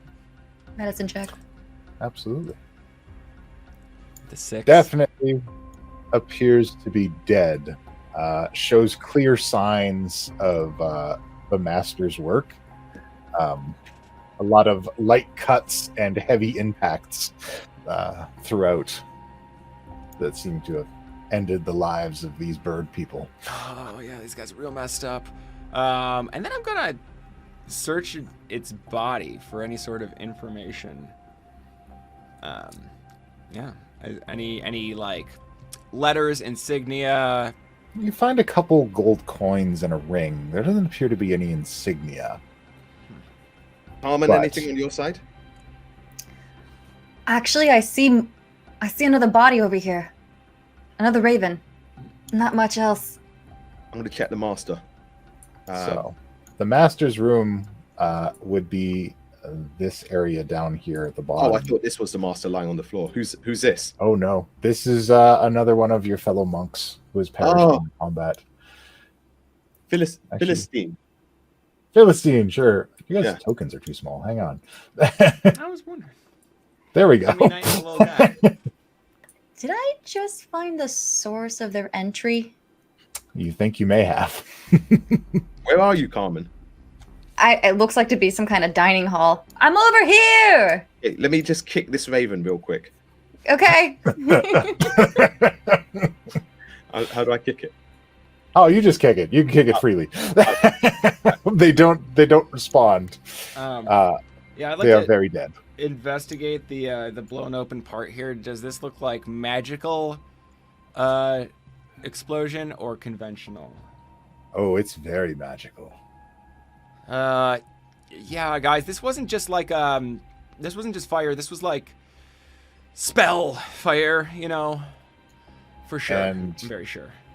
Anyone familiar with in the Arcanas? rubble, Yeah, I can. you I see just kind of like feel it. Like I can kind of like hear and smell. Like this is very, very, very, very magic. Hmm. in the rubble you see several of the master's beads. Where could he be? We need to find him. And slowly a swirling cloud of mist forms at this blown out wall. And it grows into a shrouded, hulking figure with blue skin, with stripes of black throughout it, enormous fangs, and a dark yellow-eyed grin. Get your guard up. Get behind me, Crow. Yep. Don't have to tell me twice. Searching for your master, are you? I thought that much was obvious. I was shouting his name. He is an old friend of mine, and his bills have come due. If you wish to see him again, you are welcome to join me at my fortress. Nope, I'm just going to attack you. Ah! Where is he? And if you attack him, you pass through the form. It appears to be an illusion. As foolish as your master, I can see. What's your name? That is not important. What do you want? If you survive to meet me, perhaps you will learn it. What do you want? Oh, I'm just an old friend, here for his back pay. Or should I say payback? I have some coins. What I require can only be paid in blood. There's loads here. Well, how much more do you want? Oh, 3 more should do. This is the location. And he magically projects an image of an area in the mountainside as the illusion fades away. Okay. I'm going. You guys have only just got here. You've got no obligation to, but I'm going. So, yeah. I need to go save him. So you can, I don't know, clean up the ravens. I will be back. Oh no, I'm going. I don't like to clean. I feel like there's probably like something like shaking and pulling in his pocket, and Alvin reaches out and he pulls out the wand that's just like, shh. I don't think I have a choice. I think it wants us all to go. We'll go. I'm going. Okay, Crow. Just try and do something this time, I guess. I threw a lot of magic. Do you see my arm? At that ogre. I feel like I'm just like, because it still hurts. It still stings, and there are ravens here, and I feel like they, they don't like crows. Is all I'm saying. I'm not saying it's your fault, but crow comes and then ravens. I'm just gonna go with it.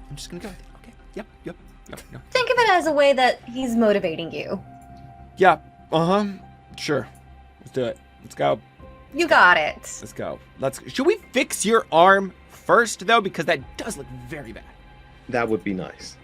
I guess we need to find. Yeah, I'll root around, see if we can find some sort of. I mean, the unicorn kind of licked it, and it felt a bit better, but it didn't help much.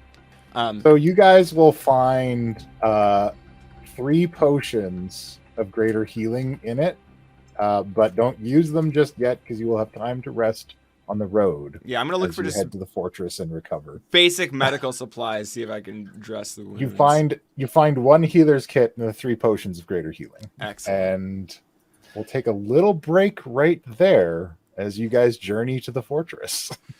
Okay. Journey to the fortress. Okay.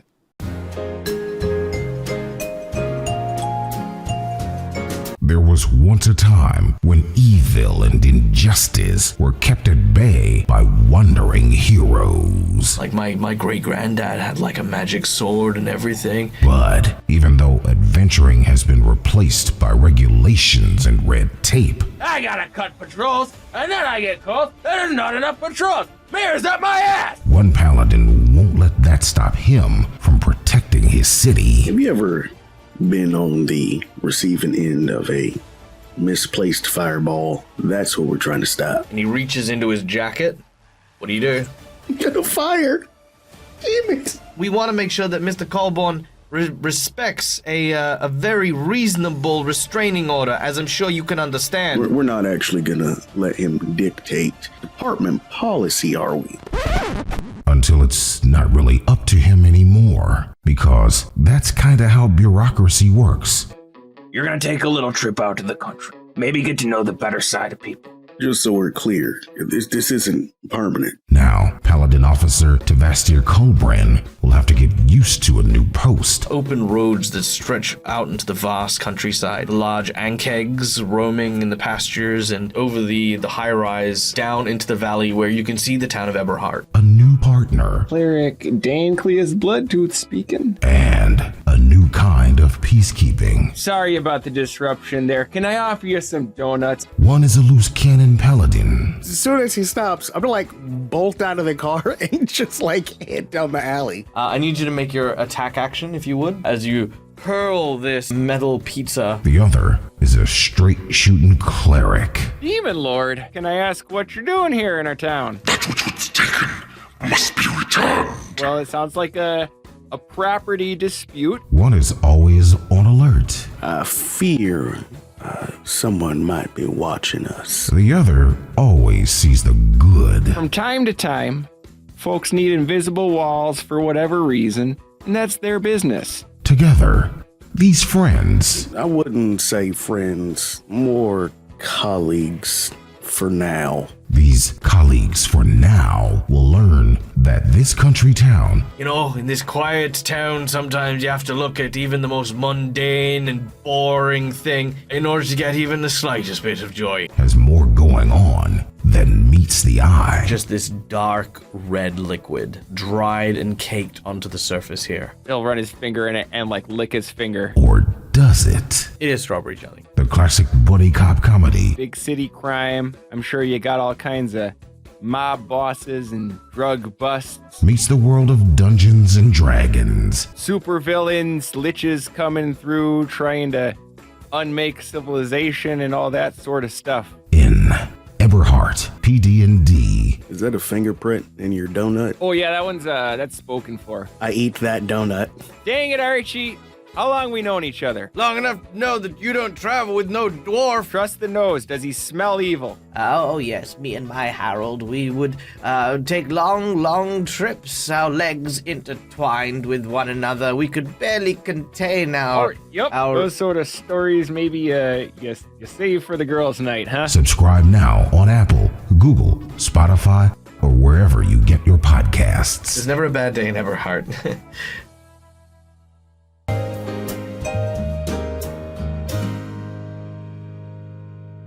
Like the reason I end up coming to you, it was funny because like every time I listened to an anime rap cipher, you were always my favorite character. Which ones have you watched so far? Oh man, I've been burning through all of them lately. Like I've been hardcore in anime rap ciphers as of late. So it's like when you were Frieza, and when you were Inosuke, when you were... Hello everyone, and welcome back to more D&D action. I'm a very lucky dungeon master because I get to play with all these cool people here. And I like to take the moments after the break to let them talk to you about all the cool things that they do out there on the internet, because I work with a lot of creative people. And these people all making really cool stuff. So let's start with our very special guest, Shao Dao. Shao, tell us what you got going on. Tell us about yourself. So, where to start, really? Well, firstly, we have to say the name, like Shao Dao. Yes. So when I was younger, I lived in China, trained in Shaolin Kung Fu. So that's kind of where that came from. I make cool anime-inspired music and sometimes rap in English and Japanese. I also have a manga series. So I do stuff, basically. By the time this comes out, I will have my current single out, Eren Yeager Fided. And if you ever want to know how I feel about Eren Yeager from Attack on Titan, check that track out. Spoiler alert, I don't like him. And we have the One Jump Man versus Shaggy Ball Z Part 2 with Mashed, the animated video, which is already out with Kevin Bennett as well. Currently working on Volume 2 of the Way of Shao manga. And by that time, I don't know, I'll probably have some more music coming out. I've got a God of War inspired track coming out with Mashed as well, which is called Boy. And it is awesome. And depending on when you see this video, it may be out already, or it may be coming out. But 100% check that out on Mashed's. That's a difficult word to say. Mashed's channel, and you can find me on any social media at Shaudo Music, just SHAODOW Music. If I have to spell music for you, I can't help you. My website is diygang.co.uk, and you can check out my manga there and get signed copies, and I will send it to you, and it'll be signed, and it'll be awesome. Thank you so much. That's amazing. Thank you, Shao Dao. I look forward to listening to all of those. We'll get links to as much of that stuff as we can fit. We'll get all that. So check the description for links, guys. Check it all up in the download in the description box. Dipper, tell us about yourself. Hi, I'm Dipper Dog, and I have a YouTube and a Twitch channel where I will play video games, live streaming them, so you guys can come and hang out with me and, laugh whenever I make oopsies, which happens a lot. I usually go in playing games blind, so I don't mind some backseating because I'll cry and feel like I don't know where I am. I need help. If you want to hang out for that, you can check me out on YouTube as DipperDog15, and I sometimes do art on Twitch, and it's the same thing, DipperDog15. I've just followed you. Huh? I've just followed you. Oh, not on Twitter, I hope. No, on Twitch. Okay, great. I just warning on. Sorry, it's just Twitter's just infested with a lot of Final Fantasy, and I don't know. I mean, look, that's not a bad thing. No. I've been better about it. I had a lot of Cloud and Tifa for a while when Remake just came out.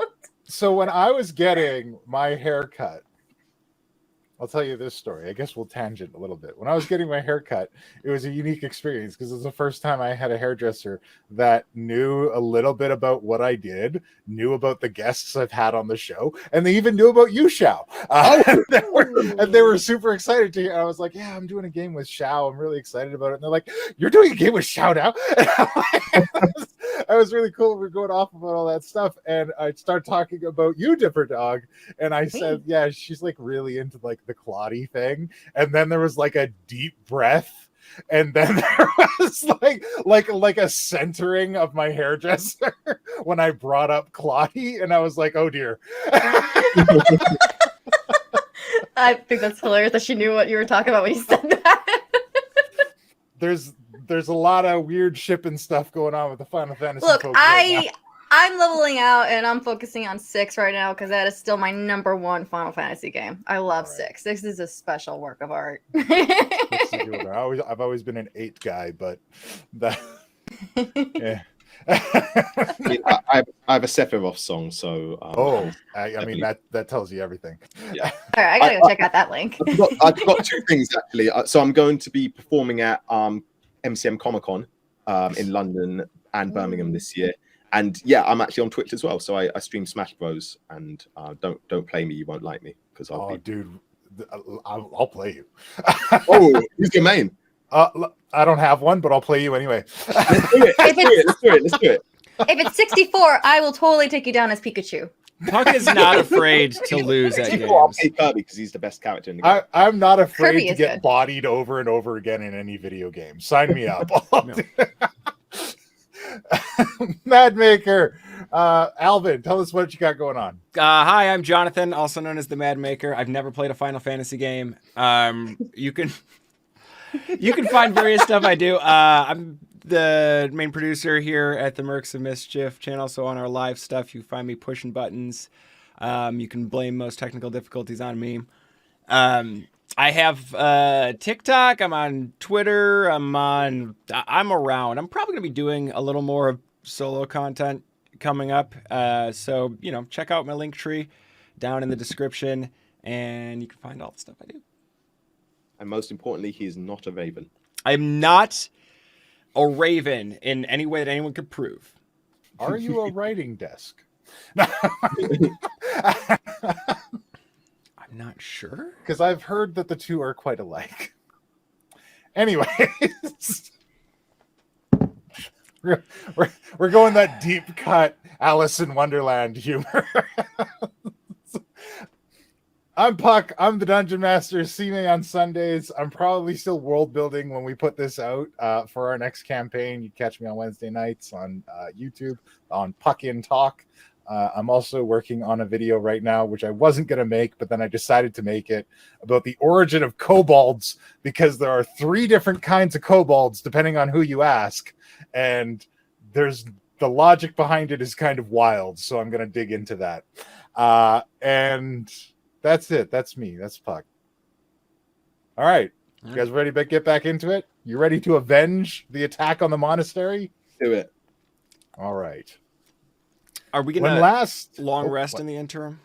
Oh, absolutely. You guys are long rested. So Hold on, I have one quick question. What? Shadow, what's your Twitch name?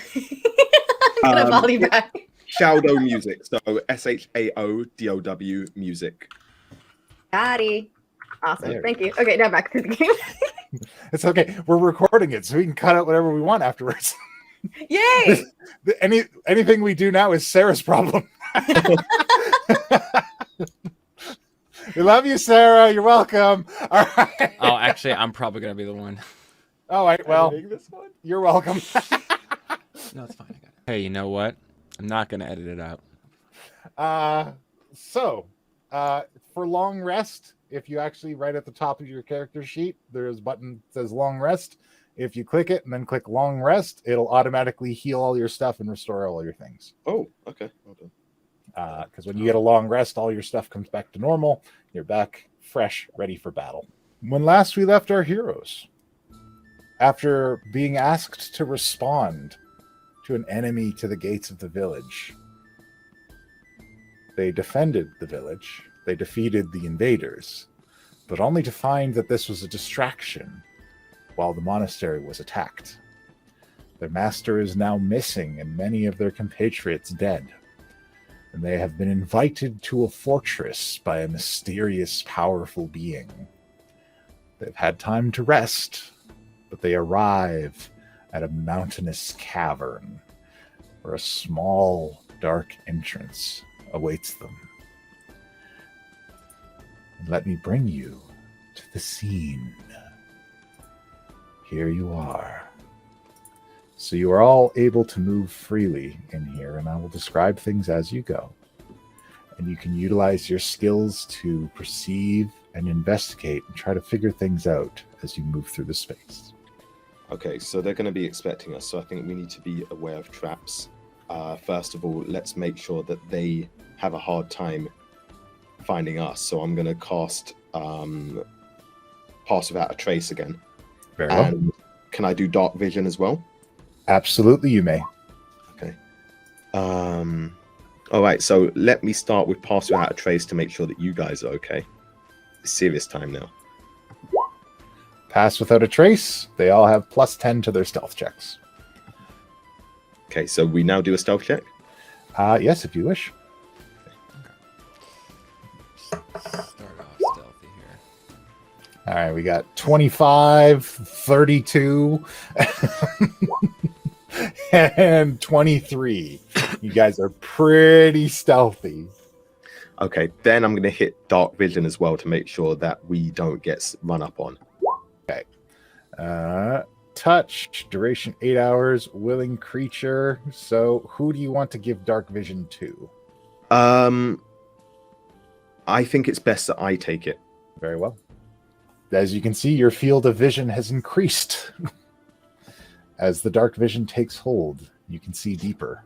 Great. And can I cast anything more? Or is that it?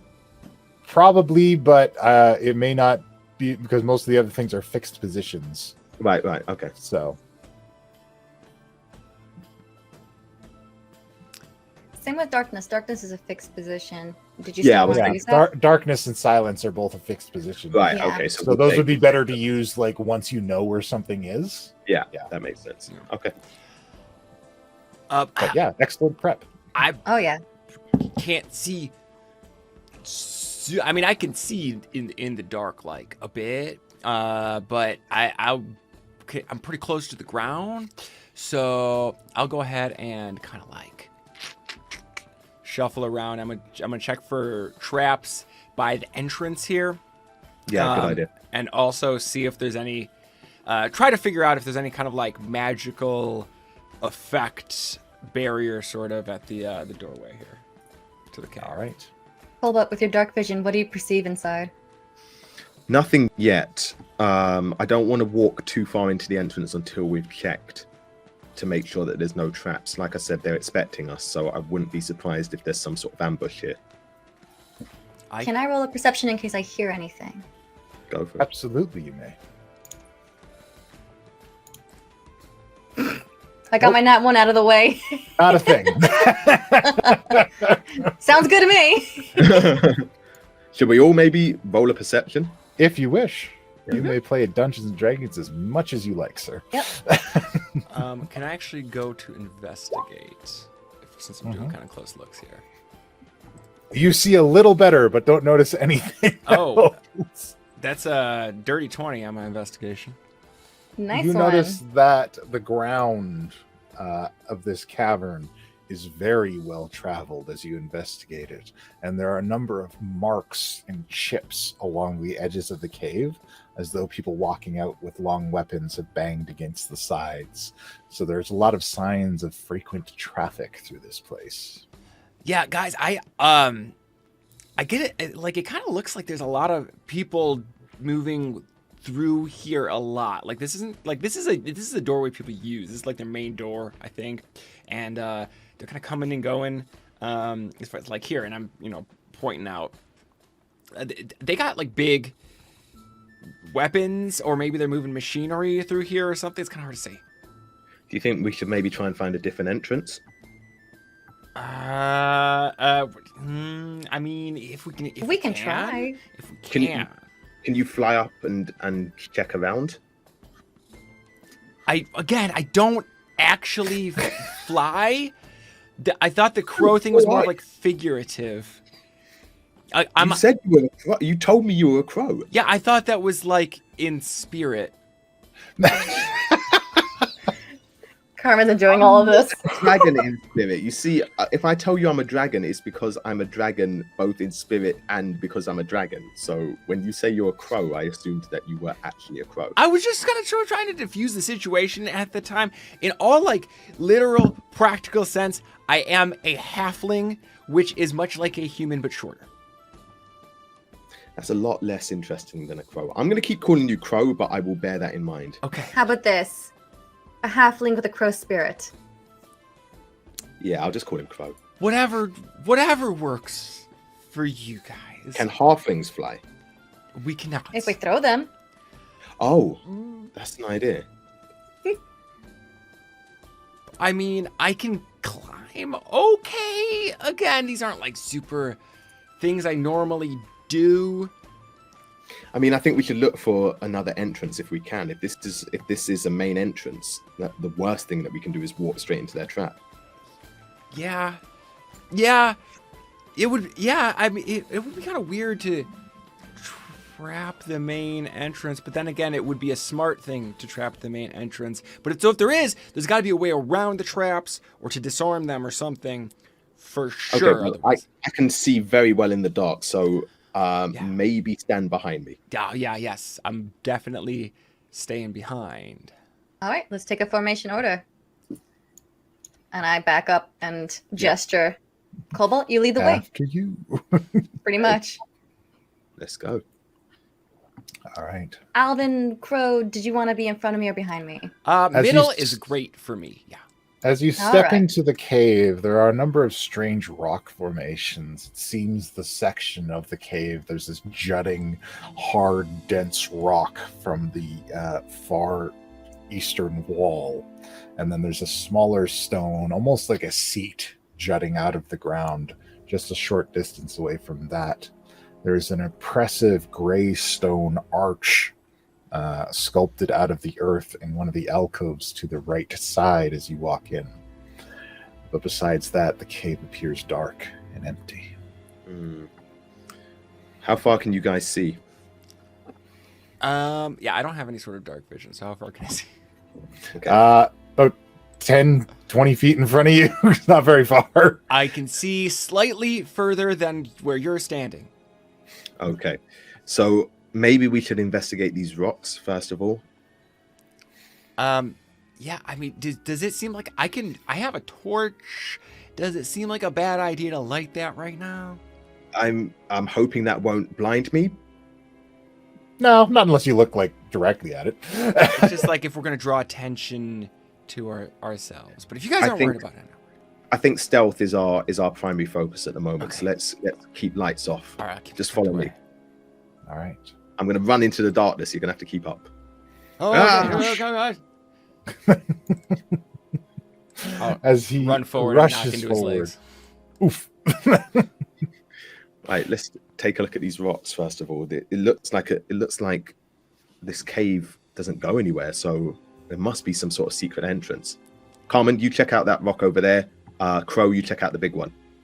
It looks like a throne of some kind. And that guy that visited us, he looked like the kind of guy who would probably make a throne for himself. This all checks out. Can we investigate these? Absolutely, you may. Roll some. Okay. Awesome. Investigation, please. I did perception. I got was a a 16. I got a 15. Carmen, with your perception of 16, you can see there's a lot of smooth areas of this stone, and something appears to be carved into it. Alvin, Like a with language? your investigation, kind of, but it's not familiar to you. Alvin, with your investigation of that stone, you see that there are a number of cracks at the sides of this stone where the two types of rock meet, as though they're impacting against each other. Yeah, there's like a seam here. And Cole, Shao, while you investigate that stone, you also notice some smooth sections with strange symbols carved into it. What are these symbols? Excellent question. Make an Arcana check. Oh, you got symbols? Can Yeah. I actually give him a help action? Come over there. Absolutely, you may. All right. So if he is helping you, you get advantage. So you roll twice and take the higher amount. Okay. Arcana. Fine. 11 and 19. Good work, Crow. It is a spell. Somebody has inscribed a spell onto this rock as though it were a scroll. Yeah, that's magic. That's magic for sure. Okay. What do you know of magic? Sometimes it's friendly, and sometimes it is not friendly. That's really helpful. Is there anything about these runes that looks familiar? Is this a language that any of us can recognize? You can suss it out. It's standard kind of magical jargon. You can feel a very laxed attitude from the magic contained within. It apparently enjoys a leisurely life, only being activated on occasion. But the spell itself, between Cole's 19 and your assistance, I would say the two of you are able to decipher it as a shrink spell. Carmen, what have you got over there? Something's written on this rock too, actually. And DM, if it's anything related to fae, fiends, and undead, I can roll at advantage. It is not. Yeah, I can't read this. Do you want to help her out? I can go take a look. Yeah, can I run over there and give it an Arcana check? Absolutely. I'm going to come to. Alrighty, let's see. That's a 17 on that Arcana. This feels like the same kind of magic, but in reverse. That's okay, I think this one makes you big, or makes something big, or makes the room big, or something like that, and the other one makes things small. So we need to work out which order we need to do this in. I think as he's looking at it, he kind of like walks in and he goes to get a better look and he walks under the archway. All right. Nothing happens. Yeah, it's it seems like the sort of thing you have to activate by like reading it, like a scroll. You volunteering? I could try. I mean, you're small already, so maybe. Well, I think the one nearest, if at a guess, the one nearest the rock at the back makes you small, and the one nearest the entrance makes you big. So perhaps when you're leaving, you want to go big, and when you're entering, you want to go small. Well, wait a second. Hold on. And he runs back over to like the throne rock, and he's like, "This is doesn't look so much like a seam, like it rubs so much as it's like pushing on each other. Maybe it shrinks this rock. Maybe. Try it. I'll stand back. Yeah, I'll see. Can I try to read the spell off of the shrink rock? Absolutely, you may. Stand behind this rock. You utter the spell, and the rock shrinks down, revealing. It worked. I did a thing. doorway. Good work, Crow. Thank you. Nice. You were finally useful. I tried. It reveals a stairway leading upward, and there is a skeleton with legs crushed to powder at the bottom. That looks suspicious. Yeah, that's either a trap. Does it look like maybe it, where the skeleton is, does it look like it perhaps got caught in the door? Yeah, that's your safest assumption about it. I'm thinking that this person was kind of in the way when someone tried to close the door. So we probably don't want to be reading spells. Maybe can we move this rock out the way and keep it out the way? Absolutely, you may. We don't want to get trapped in there. That's the Roll an athletics check. I'll keep the door open. Yeah. It'll be easier now that help. the rock is so small. Absolutely. Do it with advantage, please. That was an 8, so I get to roll again, right? Yes, please. 19, 22. Much better. So you pick that up and you can move it anywhere in the room that you like.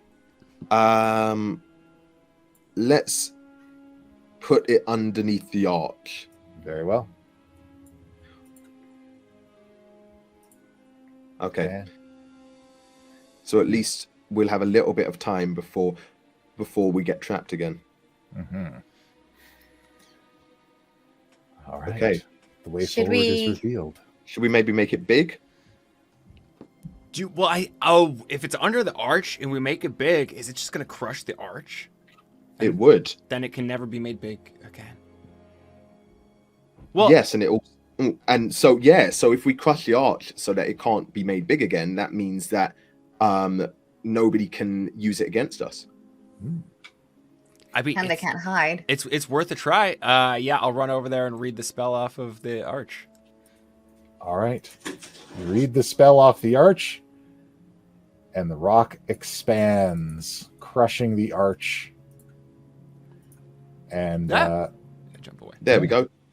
Escape secured. oops, my bad. If nothing else, we broke the guy's thing, and that's a kind of revenge. Yeah. Take that, guy. He Take that, guy. Both the rockstars. wrecked up your house, and now we wrecked up his house. Yeah. Although he also killed some people, and yeah, that's not the same thing at all. Okay, we'll kill some people while we're here too. Then Only if we have to. Needless, All right. needless loss of life is not the way I do things, unless they're ravens. got it. I'm still learning. They might be though, because those other guys were ravens. But I guess we'll cross that bridge. We'll get to it. Then we will murder them without mercy. Let's go. All right, let's be careful. So we're saying this skeleton was crushed by the rock and not by some sort of trap that's going to hit us as soon as we step on these stairs, right? Yeah. We can investigate. Yeah, let's do that. It never hurts to check. Yeah, let's do that. What's the Or maybe- story about this skeleton? Maybe I should intimidate the stairs to not attack us. All right. I mean, I'll investigate the stairs. You investigate the skeleton. Does this thing count as undead? No, it's just regular dead. No, the stairs look good, man. They look well trodden and sturdy. Right on. Not 20. That skeleton was definitely caught when this rock expanded unexpectedly. Okay. I'm so sad I burnt my nat 20 on this. Yeah, for All sure right. it's dead. What you said was right. I'm just really confirming it. Let's go. Let's go. Wasting too much time, and who knows what's going on So, with your As master. you get into the next chamber, it appears to be some kind of atrium, and there are a number of skeletons laid out on the ground in various poses. They're garbed in simple leathers, very similar to the bandits that you were fighting earlier today. Each one of them appears to be in a kind of slow dying pose, like they didn't die quickly. This looks suspicious. This looks Shall we investigate? kind of cruel. Yeah, I don't think this was crime of passion. Does this look like a dungeon situation? I hope there's no dragons. It looks like they were sealed in here. You think they might have starved. I'll check this door. The door is unlocked. You know what? I think they just got trapped in here. I think destroying the rock was a real smart move. Thank you, Crow. All right, let's go. In this room, there is a large chandelier illuminating the room. It is lit. Several cabinets in the space and a pile of books and papers. There are 2 benches underneath the chandelier and a large metal door to the east. The metal door has several designs on it, symbols of an ancient scene. And there are 4 doors of wood and iron in this room leading outward. Oh, books have information. I'll run over and I'll investigate through the pile of books and papers to see if there's any kind of common theme amongst what's in here. Sure, I'll check the big door. I guess I'll check a door. That door is unlocked. I'm Which checking one? the big door. Well, Carmen's door is unlocked. Okay. Nat 20. So, I got a B. Cole, as you examine this door, a chill runs up your spine. Carved into the darkened steel is an image of a giant, beautiful dragon I think they say raven. with arcs of blue flame swirling around them. Yo, And she's hot. this giant blue dragon is locked in combat with an orc and another creature that looks like the being that threatened you earlier today. Oh, it's not she. This might be me. Why are they joining me? And behind her is a small clutch of eggs. Oh, it's not me. I go back to saying she's hot. And set on the clutch of eggs is a pendant. This looks familiar. This looks like the pendant I have. Why is the pendant I have on this door? Dude, I think it just called your mom hot. Dude! Edith. I mean, in my defense, I don't remember my mom. That's fair. How could you have known? Yeah. I'm calling amnesia for definite on this one. I'm going to need to forget that. I mean, if I was a dragon person, I'd probably say the same thing. Yeah. It was hot. Yeah. I mean, we breathe fire, so we're generally pretty hot. That is I'm hot. gonna say that. Yeah. Yeah. Okay, so this door is weird. Because it has a pendant that matches something you said? Yeah, I mean, there's something going on. Clearly, the master knows something, and we just need to find him. Basically, can we open this door? It doesn't appear to have a clear way to open it. Okay, but you can open your door, Carmen.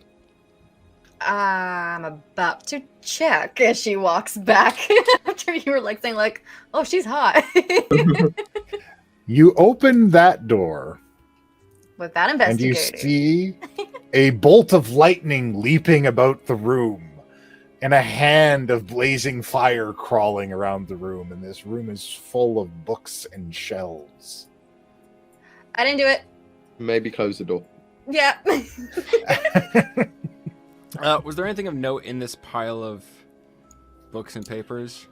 There is a number of studies and information on blue dragon nesting habits and blue dragon locations. Specifically, searching for the location of the Sapphire Mother, a powerful blue dragon. Somebody seems to be looking for. It's hard to say whether just looking for or maybe hunting blue dragons. I don't want to alarm you, but there's a chance that the person was a little more interested in you than your master. I got it. He's a pervert. Probably of some sort. Yeah. You did definitely. say she was hot though, so is he really a pervert? He's drawing pictures of my mum. Like, he's a weirdo. We need to end him now.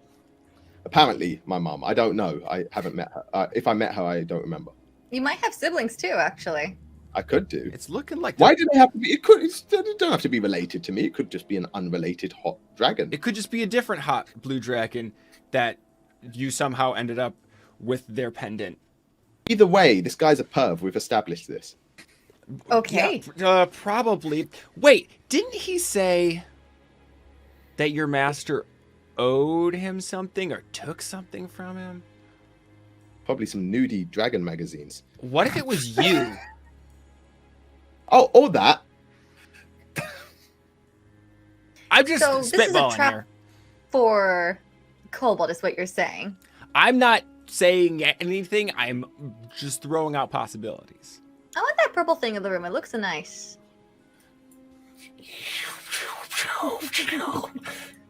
It's absolutely dangerous. I can't step in and grab anything in there. I mean, you can try if you like. Okay, is a maybe we should- drawer jar It's- and I look to see anything to take? I'll kind of. Is there anything in these cabinets? behind her? Hey, excuse me, Welcome to the lightning bolt, fire hand. Can you guys? Hi, can you hear us? Arcana check, please. You're talking to it? Sometimes I can talk to magic. It's complicated. Not today though. With a 6. All you get from them is they're upset. But you can tell that this is magic. It appears to be a lightning bolt spell and a burning hands spell that have just run amok in this place and that are alive. These are just kind of rogue spells, and they seem mad. Lightning's kind of my thing. Maybe I can try. Yeah. Yeah. Okay. Arcana.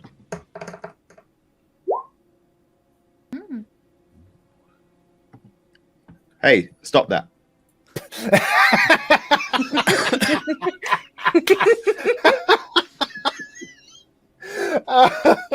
Shao, you're all right.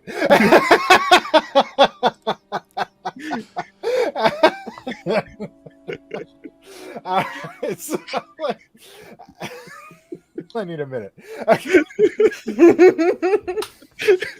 So you come out with, "Hey, stop that!"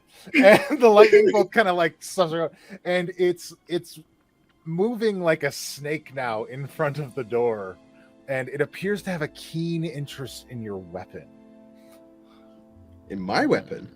Yes, your sky spike. Okay, maybe I'll draw it. Do you want to? Do you want this? Do you want to see this? You draw the weapon, and it slowly, like a snake that's being charmed, kind of waves back and forth as it comes to your weapon. Okay, And then it so leaps into the end of it, Oh, well, welcome. and the blade grows into a longsword. Great. This is a better sword than I had. I'm happy. The door that we opened. That's really cool. Yeah. Okay. What are you So gonna name who has fire hands? Who wants to take the fire hand? Fire Um, hands? Well, the other one's fire, right? So I got. Your master did. Oh, go ahead. Well, I mean, I don't have fire hands, but I got a hand. I'll cast a mage hand and have it just sort of like fly in and try to like wave and get the burning hand's attention. It gets the attention of it, and then it kind of stops for a little bit. You think you might have another chance to reason with it with your Arcana. Hey, Firehand, you seem kind of lost. Do you need somewhere to settle down, maybe? And I'll throw out another Arcana check. 11. Fire is not meant to have this permanent form. We need to be released. We need to dissipate. We need to burn. Oh, what about the books? We cannot burn them.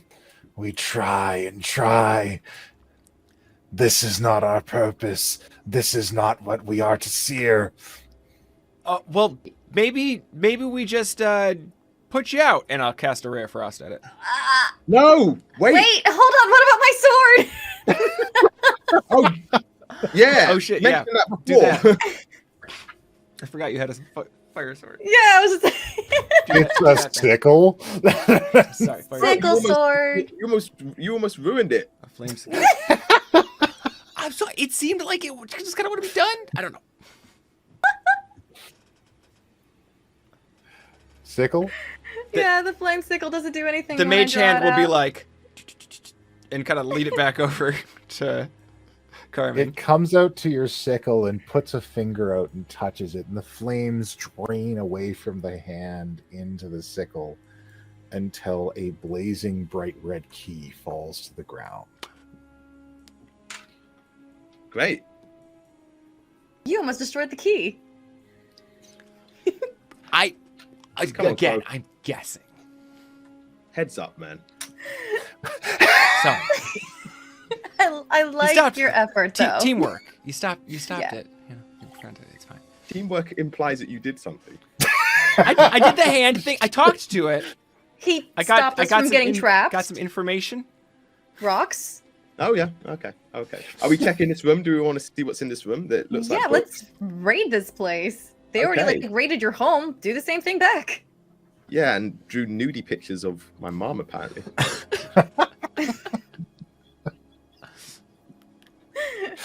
This dragon doesn't have any clothes on.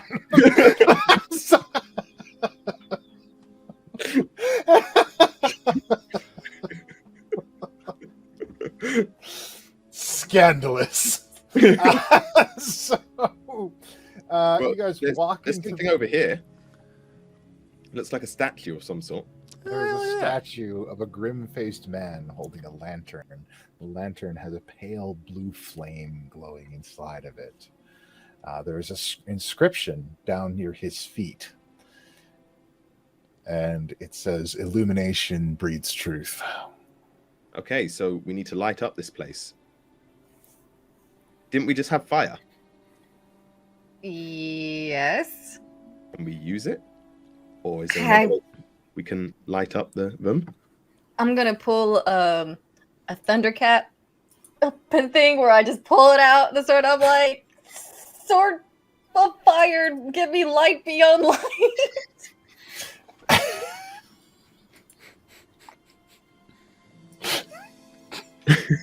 I don't know what I'm doing. Your sickle glows bright. And you create some light with your sickle. Anything? What have we learned? No. Okay, so maybe let's investigate the statue. Maybe we have to light the lantern in its hand. Okay. I'll investigate. Or is that an arcana?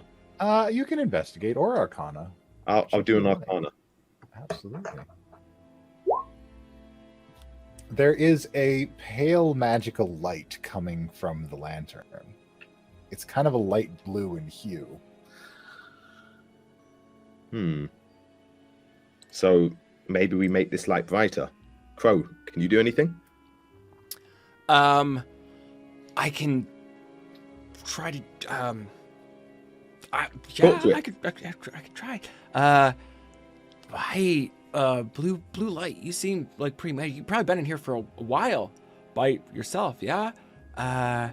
Maybe stretch out a little bit. You probably cramped up in there, right? Maybe just get a little brighter, a little bigger, get some exercise. Roll a persuasion check. My persuasion's not good. All right, 14. That's not bad. That's not bad. Even For with minus even one, with your that's minus great. one. Yeah. The light moves and flickers and shines a bit brighter, and as it does, it illuminates orange glowing symbols on the backs of all of the books on the shelves. Hey, let's check the books. Secret books. And as it gets brighter, an illusory image appears above the pages of the books on the table. Oh, you need to see this. Let's have a look. The illusory image begins to tell a story. It tells a story of the great Oni warlord Garrick Dahl and his lieutenant Ratanji, and how the two traveled about the lands, sowing terror and discord. They were feared by many, and their exploits ranged widely. However, they had come into conflict with a powerful dragon. She was known as the Sapphire Mother. Garrick Dahl and Ratanji sought to use the Sapphire Mother's power to expand their influence and their control. She fought them valiantly, but in the end she fell. No one knows what happened to the children of the Sapphire Mother. It was shortly after this that Garrick Dahl and Ratanji faded from sight. The guy that visited us, did he look like one of these people? Garrick He looks Dahl like at the time? Garrick Dahl. Do we know that name? Have we heard it before? No. Does never. Ratanji look familiar? Ratanji looks like Grandmaster Ratanji. Makes sense. Ratanji looks like Ratanji. I had forgotten what the master's... Oh, the master never gave me his name. It was on the token. We forgot who we're saving, Crow. Yeah, a little bit. Okay. This makes sense, though, because what I'm thinking is... Now I lost it. No, wait, I got it. No, wait. Yes. Okay, so I think Ratanji had a change of heart at some point, right? Yeah. And was like, gotta keep people drawing safe. pictures of naked dragons. What if he erased your memory? And then drew the picture. Who's drawing the pictures of the naked dragons, though? I don't... That's a good question. I don't know if they drew it or if it's one of those things where they just kind of like made it happen by magic. Sometimes you can like hire people to come in and do these sculpted murals. Maybe that's what the skeletons are. Maybe they hired a team of artists to come in here and then just locked them in because they didn't want to know. With dragon porn. Dragon porn. They hired Right, these this is people to carve dragon This is porn. a totally different mission now. We have to dispose of the pervert. Okay. Mhm. Yeah, because I think they, because your master too, killed your mom. What? I thought they were just doing dragon porn. What? Yeah, I mean, it's looking like they killed your mom and kidnapped you. Are we sure it's my mom? How do we know? There doesn't seem to. She don't even look anything like me.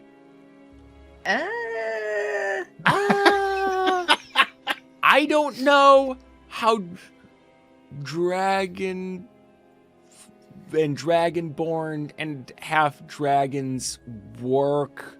It's all outside of my understanding. Are you trying to say all blue dragons look the same? No, I'm just suggesting that That's kind of racist. well, there was a very specific emblem that you now have. Oh yeah. Okay, Yeah, I I don't think that there's a lot of those around. Oh yeah, I take it back. Okay. You should have leveled that. Okay. It's okay. Look, I'm not. Diplomacy's new to me. Again, farmer. Well, farmer, you're doing really good so far. Thank you. Good work, Crow. What about these books? The symbols on the books. Can we learn anything from these? Make a religion check.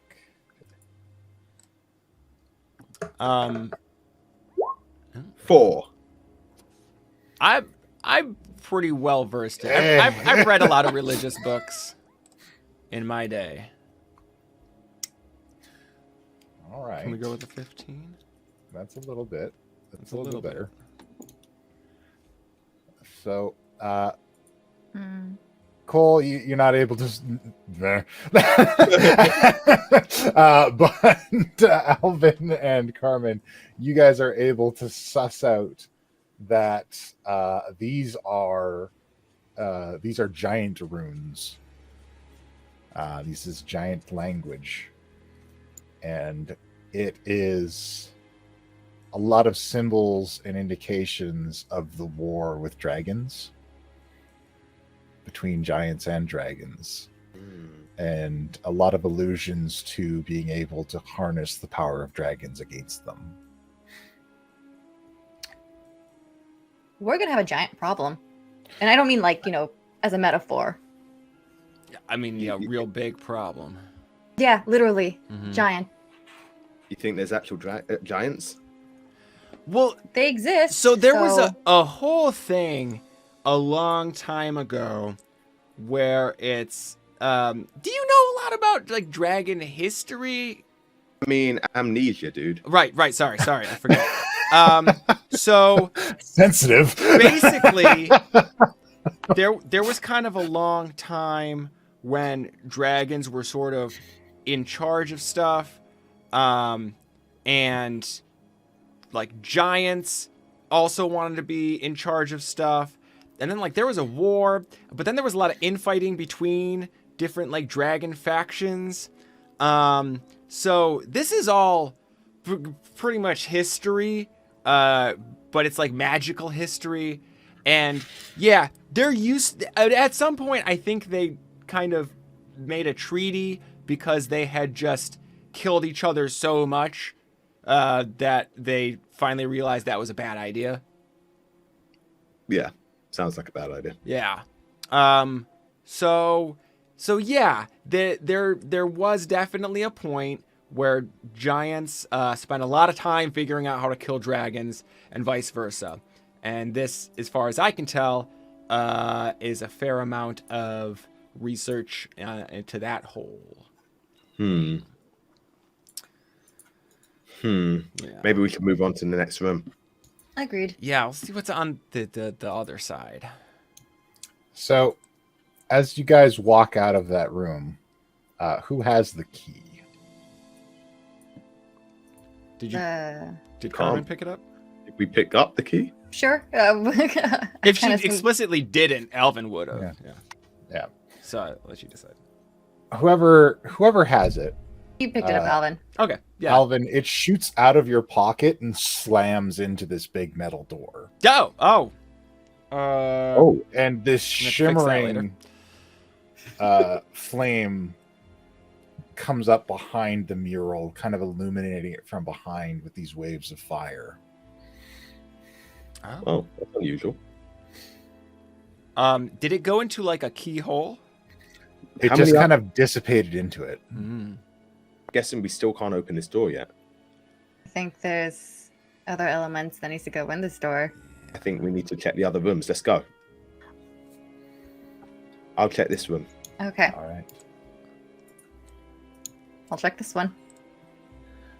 Door is unlocked. Are we splitting up? Is that what we're doing? Okay. Well, we'll check the doors Sure. and work out what to do from there. Yeah. The two doors are unlocked. Alvin will gingerly jiggle the handle. What is this one? Unlocked as well. Okay, this one's unlocked. I'm not going to open it yet, though.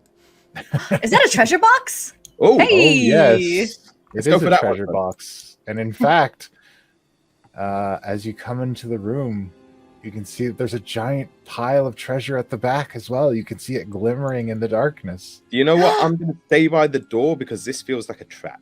Yeah, totally a trap. Just let me investigate all this gold. Oh my god, come Yeah. here, baby. Oh, wait. Hold on. What? Big pile of gold in the middle of the room? Yeah? Doesn't that... Dragons? Does any of this sort of ring a bell for you?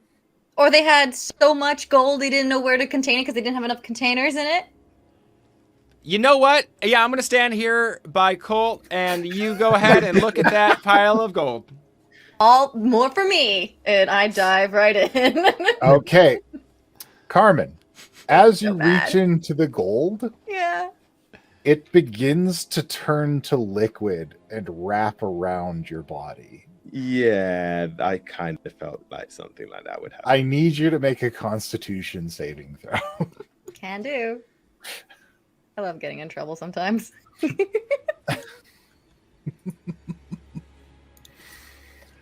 Okay. 17. You're able to fight it off, and you can kind of push the gold off of you. Oh, no. Yeah, don't touch the gold. Yeah, we were trying to tell you that. Yeah, well, good thing I investigated and made sure of that problem. Yeah, Yep. maybe don't put it in your pocket. I can't. It's liquid. Ah, I'll walk over here. And I'm going to stand about... Is this a... Yeah, what are these things to the left here? They appear to be chests. Okay, cool. I'm going to take a... There's also a giant pile of boxes and barrels. that doesn't seem suspicious. Let's investigate this. Give me an investigation. All right. check for this. I'm going to do Arcana to see if I sense anything magical in the room. All right. The pile of gold is definitely magical. Pick that up. You asked. I'm just checking if there's anything else in the room that's You're magical. not picking up anything else. I'm going to I'm send... investigating the boxes. Oh, yeah. With an 8, not a whole lot. It appears to be a bunch of random boxes. However, there is something that draws you to one of the smaller boxes. I would say Okay. you specifically. Me specifically. Yes. Okay, so this one here. Yeah. Okay, shall I investigate it again? Well, yeah, absolutely. Give it a shot. I feel like this might attack me, so keep an eye out. Here we go. Just brush it off. That's what I did. Good idea. 12. It's a small ornate box in this pile. It kind of stands out because where most of the boxes and barrels are just kind of simple wood, this one appears to be slightly embellished a little bit. It seems to be decorated a little more, but it doesn't appear to have a lock. You think you could just open it right up. Hey, Crow, do you want to open this box? Yeah, sure. I'll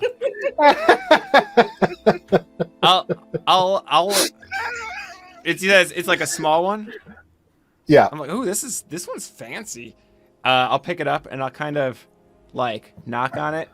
Mm-hmm. Anyone in there? No. Open it. A large shimmering blue scale. Ooh. I think this I think that's for you. Are you saying that all blue dragons are the same? Again, I'm just kind of going with the context clues of that dragon that had the symbol. Might have been your mom. This might have been... I think it's unlikely that these guys managed to best 2 ancient blue dragons. Okay, well, I'll take the scale for now, but if it turns out to have nothing to do with me, you're going to owe me an apology.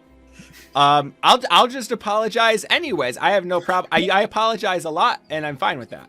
Okay.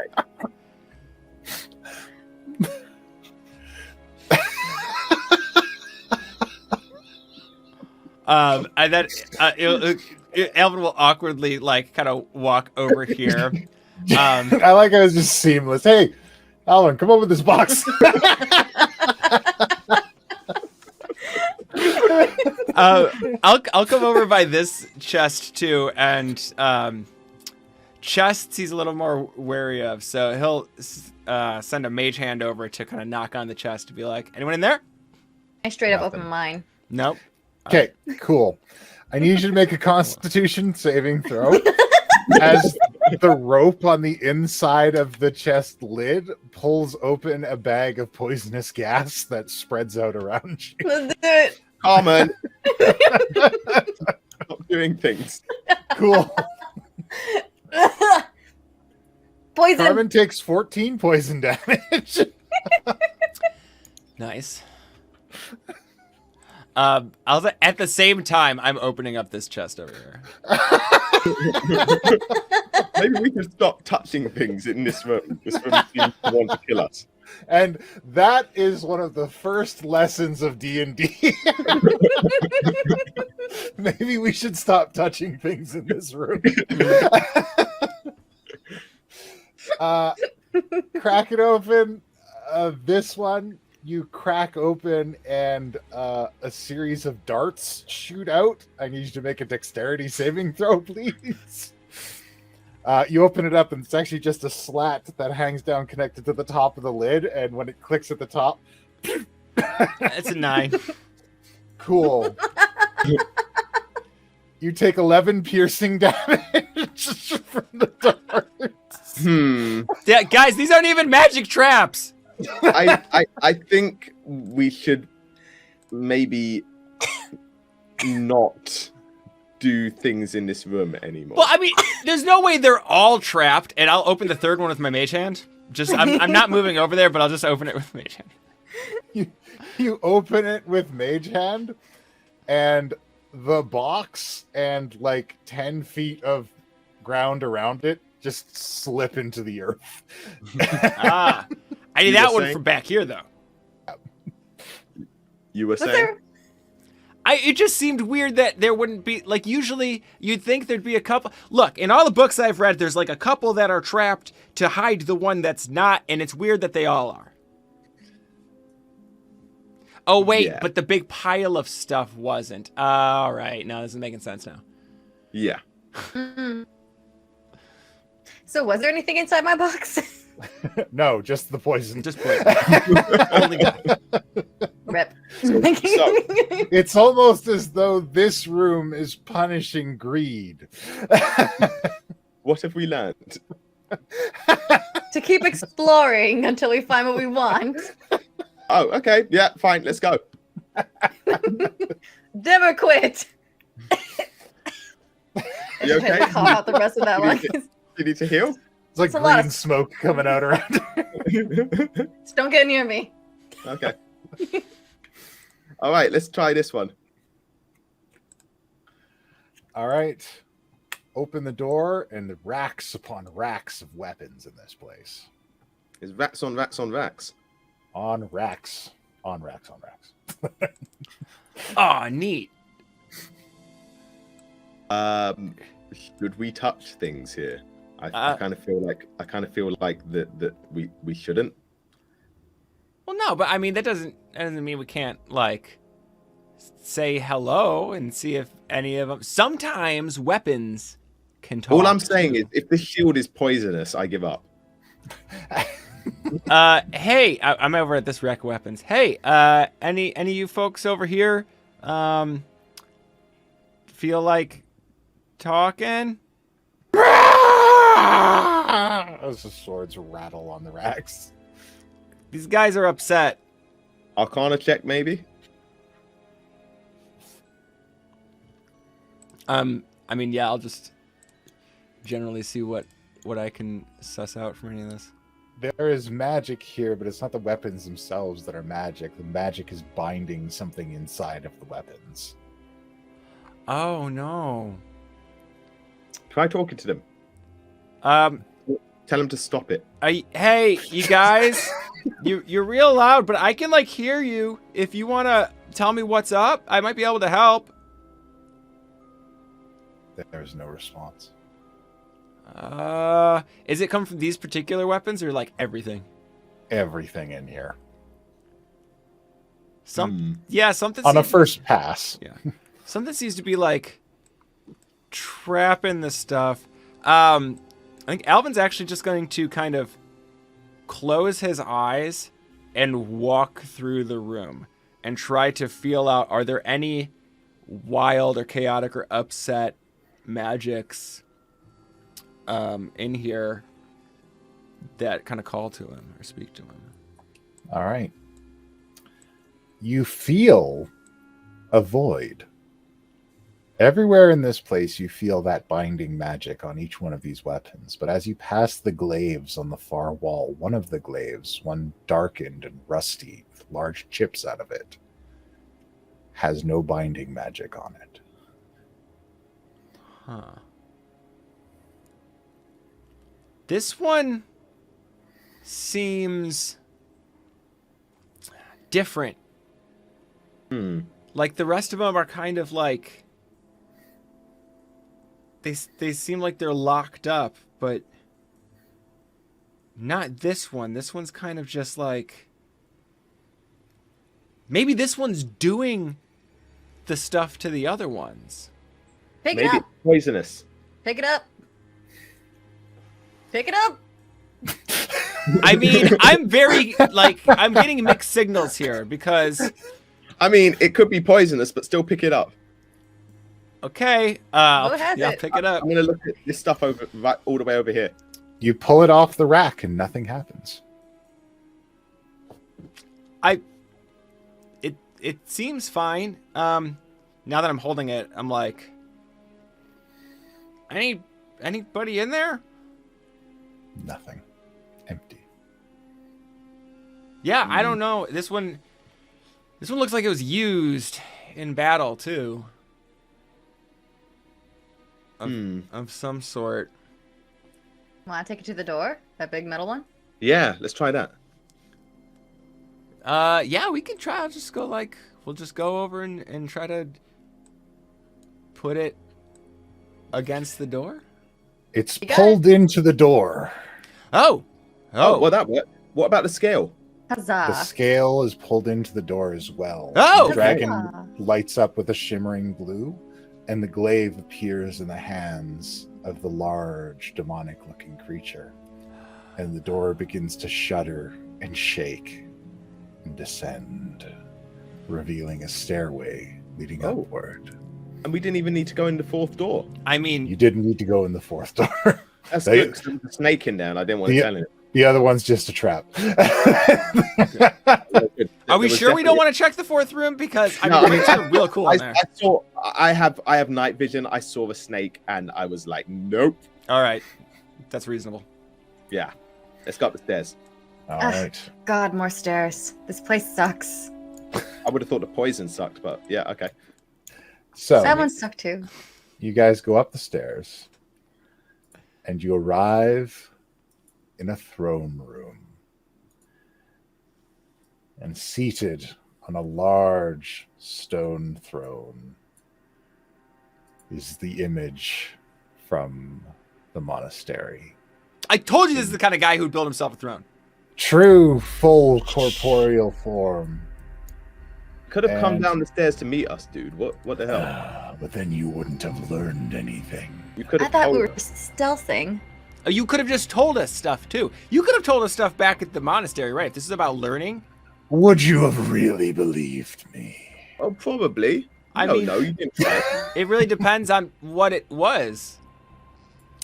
The master is tied up at the top of the back of the chair, and perched on the sides are two of these raven people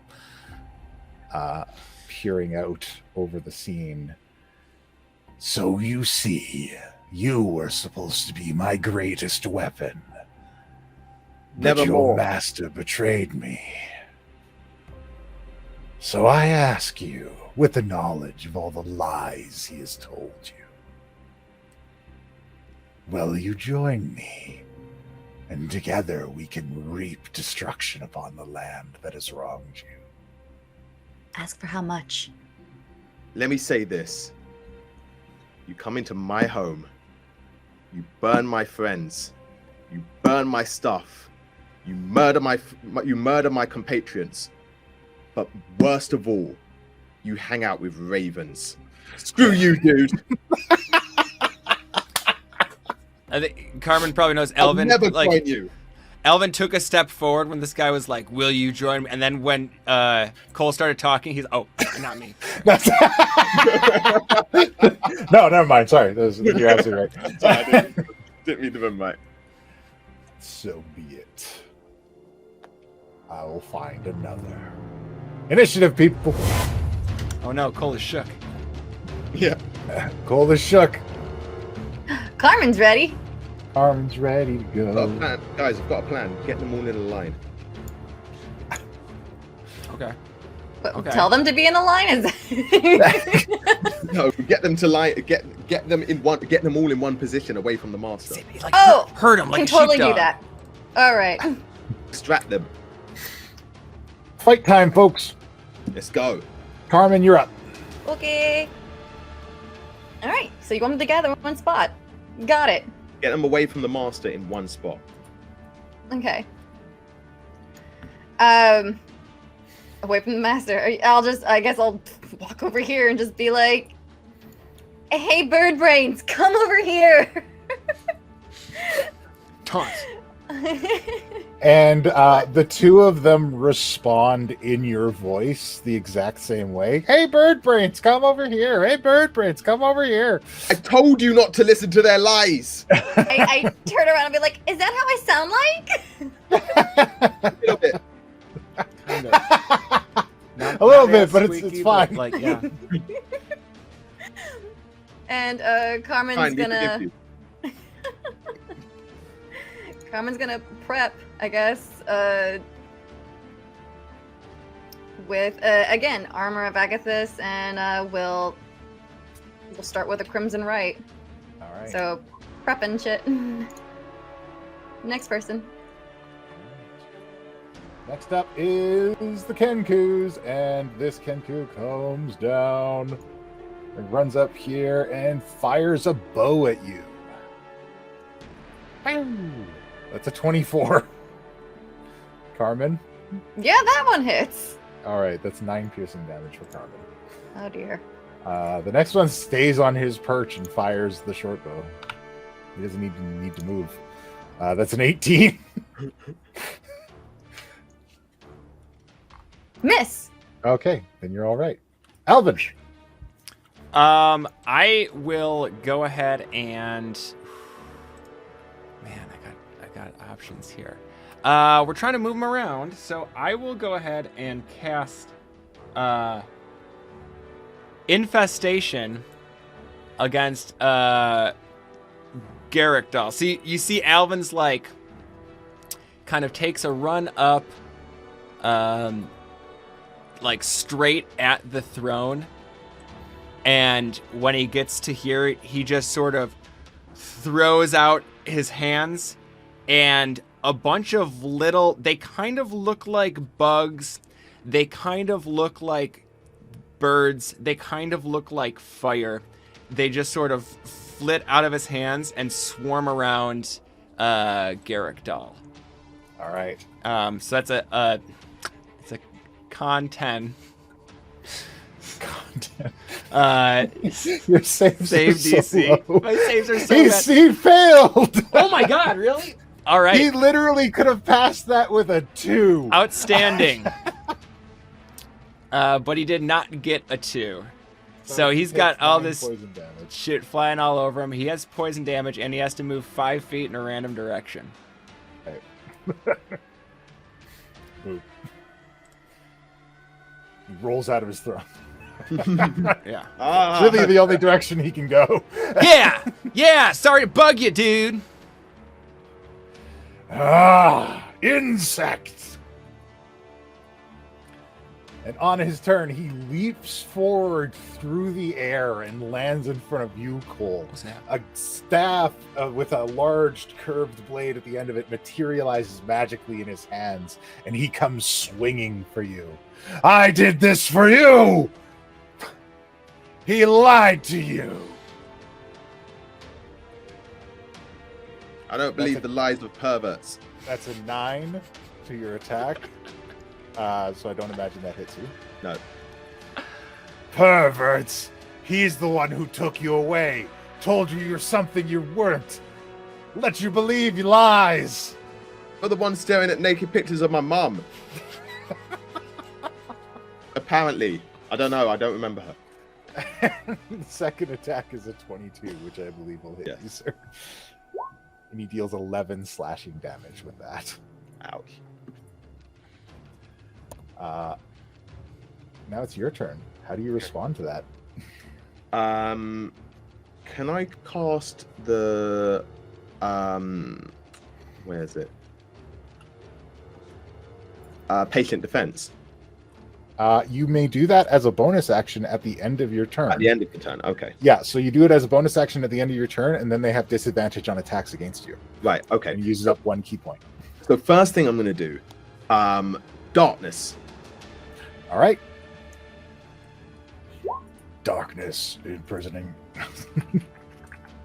Grab the master. Somebody get the master out of the way.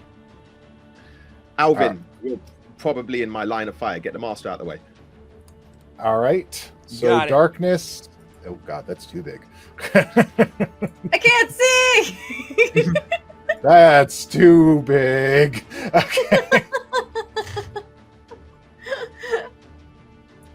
And so we started rolling at a All right. disadvantage. Darkness is a 60-foot sphere. Wow. So you could basically encompass all of this if you want. Yeah. All right. Bring that to the back. So everything here is shrouded in magical darkness. Nice. Alvin! Alvin, the Kenku. These things are trapped in darkness now. Oh, can they not get out? No, they can get out. They just can't see it all, and nobody can see into it. So it's this pearl of blackness that is there. Can I see into it with my dark vision? No, because you can't think this see through magical darkness. I did not think this through. Welcome to D&D. It's gonna be fun. It's gonna be fun. I got you. Yeah, it specifically says in it, a creature with dark vision can't see through the darkness. Sorry. Carmen. We're assuming that I've got enough time in the action to actually read what Fair I'm enough. doing. That happens. All right.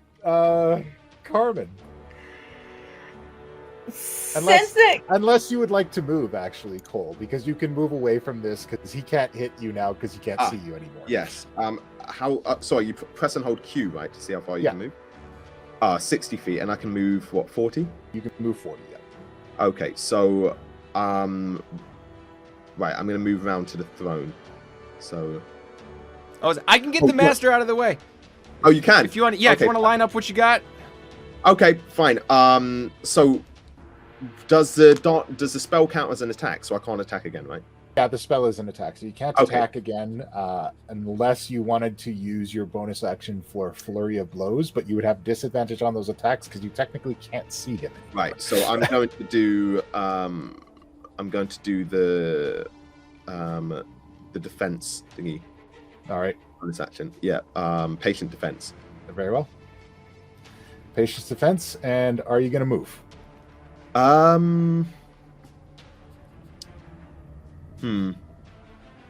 I'm going to move back. Actually, move back. A bit. Absolutely. You move back, Carmen. Alvin, you said you're gonna help the master. Yeah, I'll get him. I'll get him out the way. All right, I trust you, and I am going to assist our friend. All right. And I will hold an attack for this creature to come at us. Very well. So I can attack. And meanwhile, I want to cast a bonus action to heal. Very well. And that's my turn. I'm holding my action to attack. Okay. You're healing you. That poison gas got me pretty good. Yes, it did. You guys stop opening chests. And touching gold. And touching gold. I like shiny things. Sounds like a magpie. All right, this guy's terrified. He doesn't like being in the darkness, so he's just gonna run out. And that's his whole turn. This guy's gonna try and get around it to get at the incoming attackers, but he can't. Well, he can get a clear shot on Carmen. Twang. 1 bow shot to Carmen. 10. No, it doesn't do it. All right. Next up is Alvin. You hear the telltale sign of the thunderous thick bottom as Alvin jumps up in the air and stomps down, thunder stepping away from Garrickdal, who's within 10 feet. So I'll make a con save to back over by the master here. So he's got to make that con save of 10. Let's see if he can make a con save of 10. He tied it. He tied it. Just barely. I think he still takes half on the save. The damage. What's the damage? All right. Perfect. Tie goes to offender, not defender. Oh! Nat 20. He rolled it's not a nat 20, but he rolled a 10 in the damage. Oh, okay, that's what that was. I'm like, yeah, why did that roll? No, you just did really good on the damage. I'm like, how? 24 damage from that, and he's just like staggered by it. It's not nice. So I'm back by the master now. You said, is he like, what's his situation? It's pretty beat up. Is he tied up though? Yes. He is tied. Is he tied like to the throne or something, or can I drag him out of here? He's tied up to the throne. Okay, I'll start cutting out those ropes with the dagger. Okay. And I don't know if you're gonna let me do all of that as an action in this turn after thunder stepping away. I'll say that you start. Okay, yeah. So I'm gonna start on that, and then as soon as I can, I will just drag him away. But I don't know. It sounds like that'll be next turn.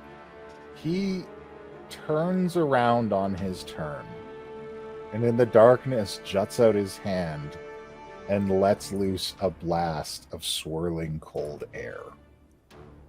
Garrickdal or the master? Garrickdal. Can't you talk to the cold? So that is 37 cold damage. Oof. Can I, as a reaction, pull the wand out of my pocket and just try to like block this? Make an Arcana check. All right. That's a lot of cold damage. Yeah, that's a lot of cold damage. 19 on an Arcana check. All right. Tell me what you tell to the magic inside the wand. I pull it out and I'm like, "Hey, buddy, this is kind of your jam, right? You want to charge up? Suck this up." It swirls it back into the wand. The swirling blast of cold air comes into the wand. It shakes and fires back out in the direction. Oh, all right, bud. Oh, Crow! I can't see. Do I take any damage on that then? No. Oh shit! Awesome. But Garrickdal takes half of 37. Whoa. I love and comes Thank you, friend. screeching out of the back of the darkness, covered in frost. He just skids back on his claws, covered in frost now, screeching out of the darkness. And Cole, it's your turn. Great work, Crow. Now it's my turn. Thank you. You bring these fleas to my home. I showed you everything about who you were. No, I don't bring fleas to your home. I bring flames. Blue breath. Blue breath it is. Yeah. All right. Let's see if he does a dex save. He does not. And he takes the full damage of it. And Cole, as you take in that deep breath to unleash your blue fire, you feel something invigorate and energize you. You feel this great power swelling within you, some kind of ancestral force. And when you unleash your breath, sparks begin to come from your horns. And you feel yourself rising, and it comes out as just this torrent of blue crackling flame coated in electricity, swirling across the place. It deals an additional 5d8 thunder damage for 27. 5d8. It That's completely what you get for looking at nudie pictures of my mom. Incinerates one of the Kenkus into ash. And he takes the full damage. And he is in rough shape. How did you get that much power? I don't like you looking at my mom. Carmen.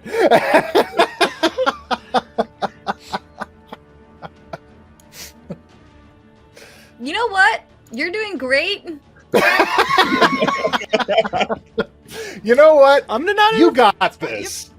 Pretty much. I'm just gonna go ahead and just get rid of this other Kenku. Don't listen to anything he tells you. He won't have a chance to talk. I'm gonna kill it.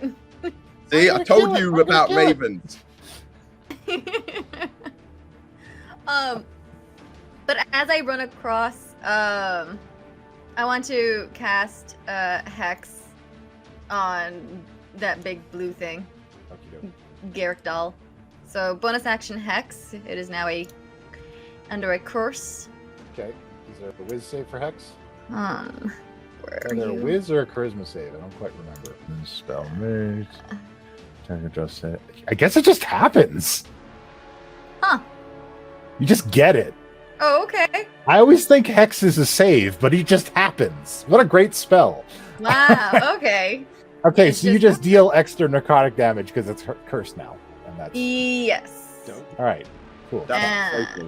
And I guess disadvantage on I don't know, athletics checks or whatever. All right, these symbols mean. Oh, there we go. There's a good Hex symbol. Right Because there. It's got the in case skull they on get him. into like, in case they can go get. All right, so I'm gonna go Poisoning her. 1 and 2 attacks on this Kenku now. All right. One of those hits. The second one hits. Let's see the damage. All right. And Kapuya. All right. That is a total of 7 damage. It But he's is still not the kicking. total. He Not draws a total. Oh, Not what? a total. What? What do you got? I have to do another extra dice for the Crimson Right bit. Okay, give me your Crimson Right. Let's see. I hope I get a max on this die. Hey! Hey! Max of the D4. Still kicking though. Oh. It's my turn. All right then. He responds with a short sword slash. With a seven. Nuh-uh. So you were never. So, Alvin, you're up. I'm gonna continue. I'm gonna cut the master free, and try to just get him out of the way to like, just no, not that way, this way. I'm gonna try to cut the master free and get him out of the line of fire, away from danger as much as possible. Not there. Yeah. All right. Move him across. Sorry, I'm a little bad, but yeah, I think they're shooting that way, so let's go over here. Are you okay, sir? I'm sorry. I never told him the truth. Yeah, that does seem like an oversight. I now have a lot of questions regarding different things. This wand does seem to be pretty cool, what though. You're doing right now. Yeah. And he comes in with his glaive to swing at Cole again. That's a 24. Wow, yeah, that would definitely hit. Oh, but you did patient defense, didn't you? Or Oh, yes. was that last round? Yeah. Oh, yeah, you know patient defense. So let's see what he actually got. So you got a 15. I've got 14. Okay, still got you. 7 damage. Not as bad as the last one. Yeah. And then he comes in with the second swing. 17. Yeah, that hits as well. For another 14 slashing damage. Oh. How you looking? 6. You still got 6 health left? Yeah. All right. It's your turn, Cole. Take us home. Little help. Take us home. You could end this right now. You've got the power in you. This is for my mom. Apparently, I draw Sky Spike. All right. Ooh, that's a good hit from Sky Spike. And damage, right? Yeah. Ooh, that's a real good hit for Sky Spike. So there's a crack of thunder as you slash at him with Sky Spike. Bolts of lightning arc out across his body. You have another attack. He is still standing. Oh, okay. Do I have to Actually, spend he also skills takes a points? D4 of necrotic damage because he's cursed. But he's still standing. Do I do a skill point or I do Sky Spike again? You could do Sky Spike again. You could do a melee. You could do a weapon attack. You could do any kind of attack you like. Extra attack. Yeah. Okay. Let me think of a cool thing to say to him. Next time, look at nudie pictures of your own kind.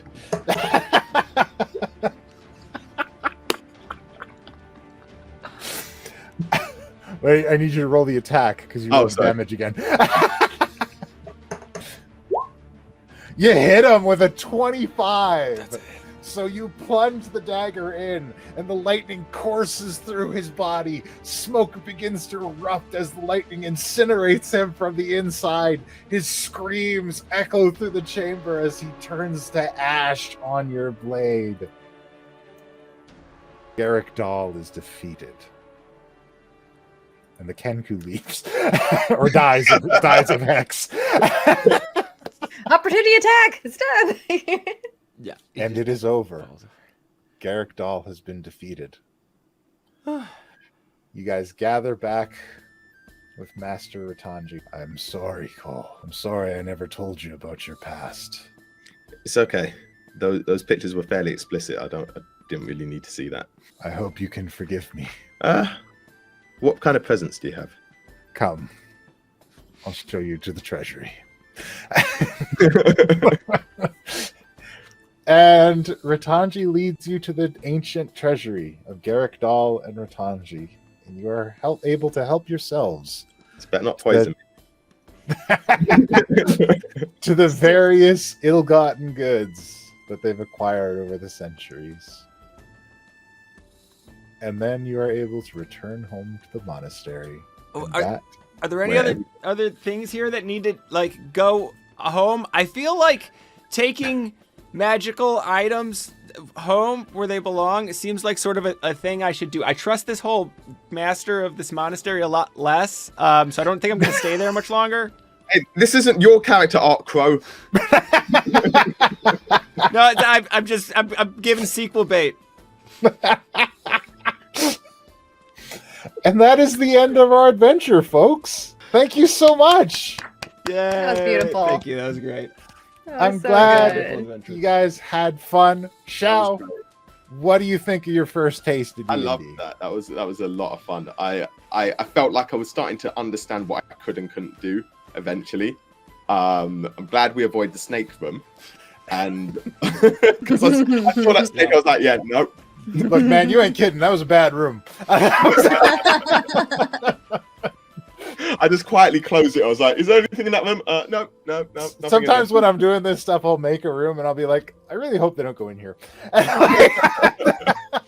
What would have happened if we'd gone in there?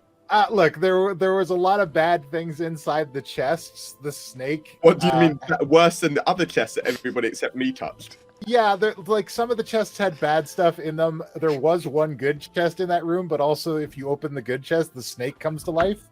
And it's a mechanical snake. That is really bad news. That doesn't sound like a good chest. But there's a good thing in it. I want it. But then It's over now. And it's over now. You never know. gotten trapped if we hadn't dealt with that stone.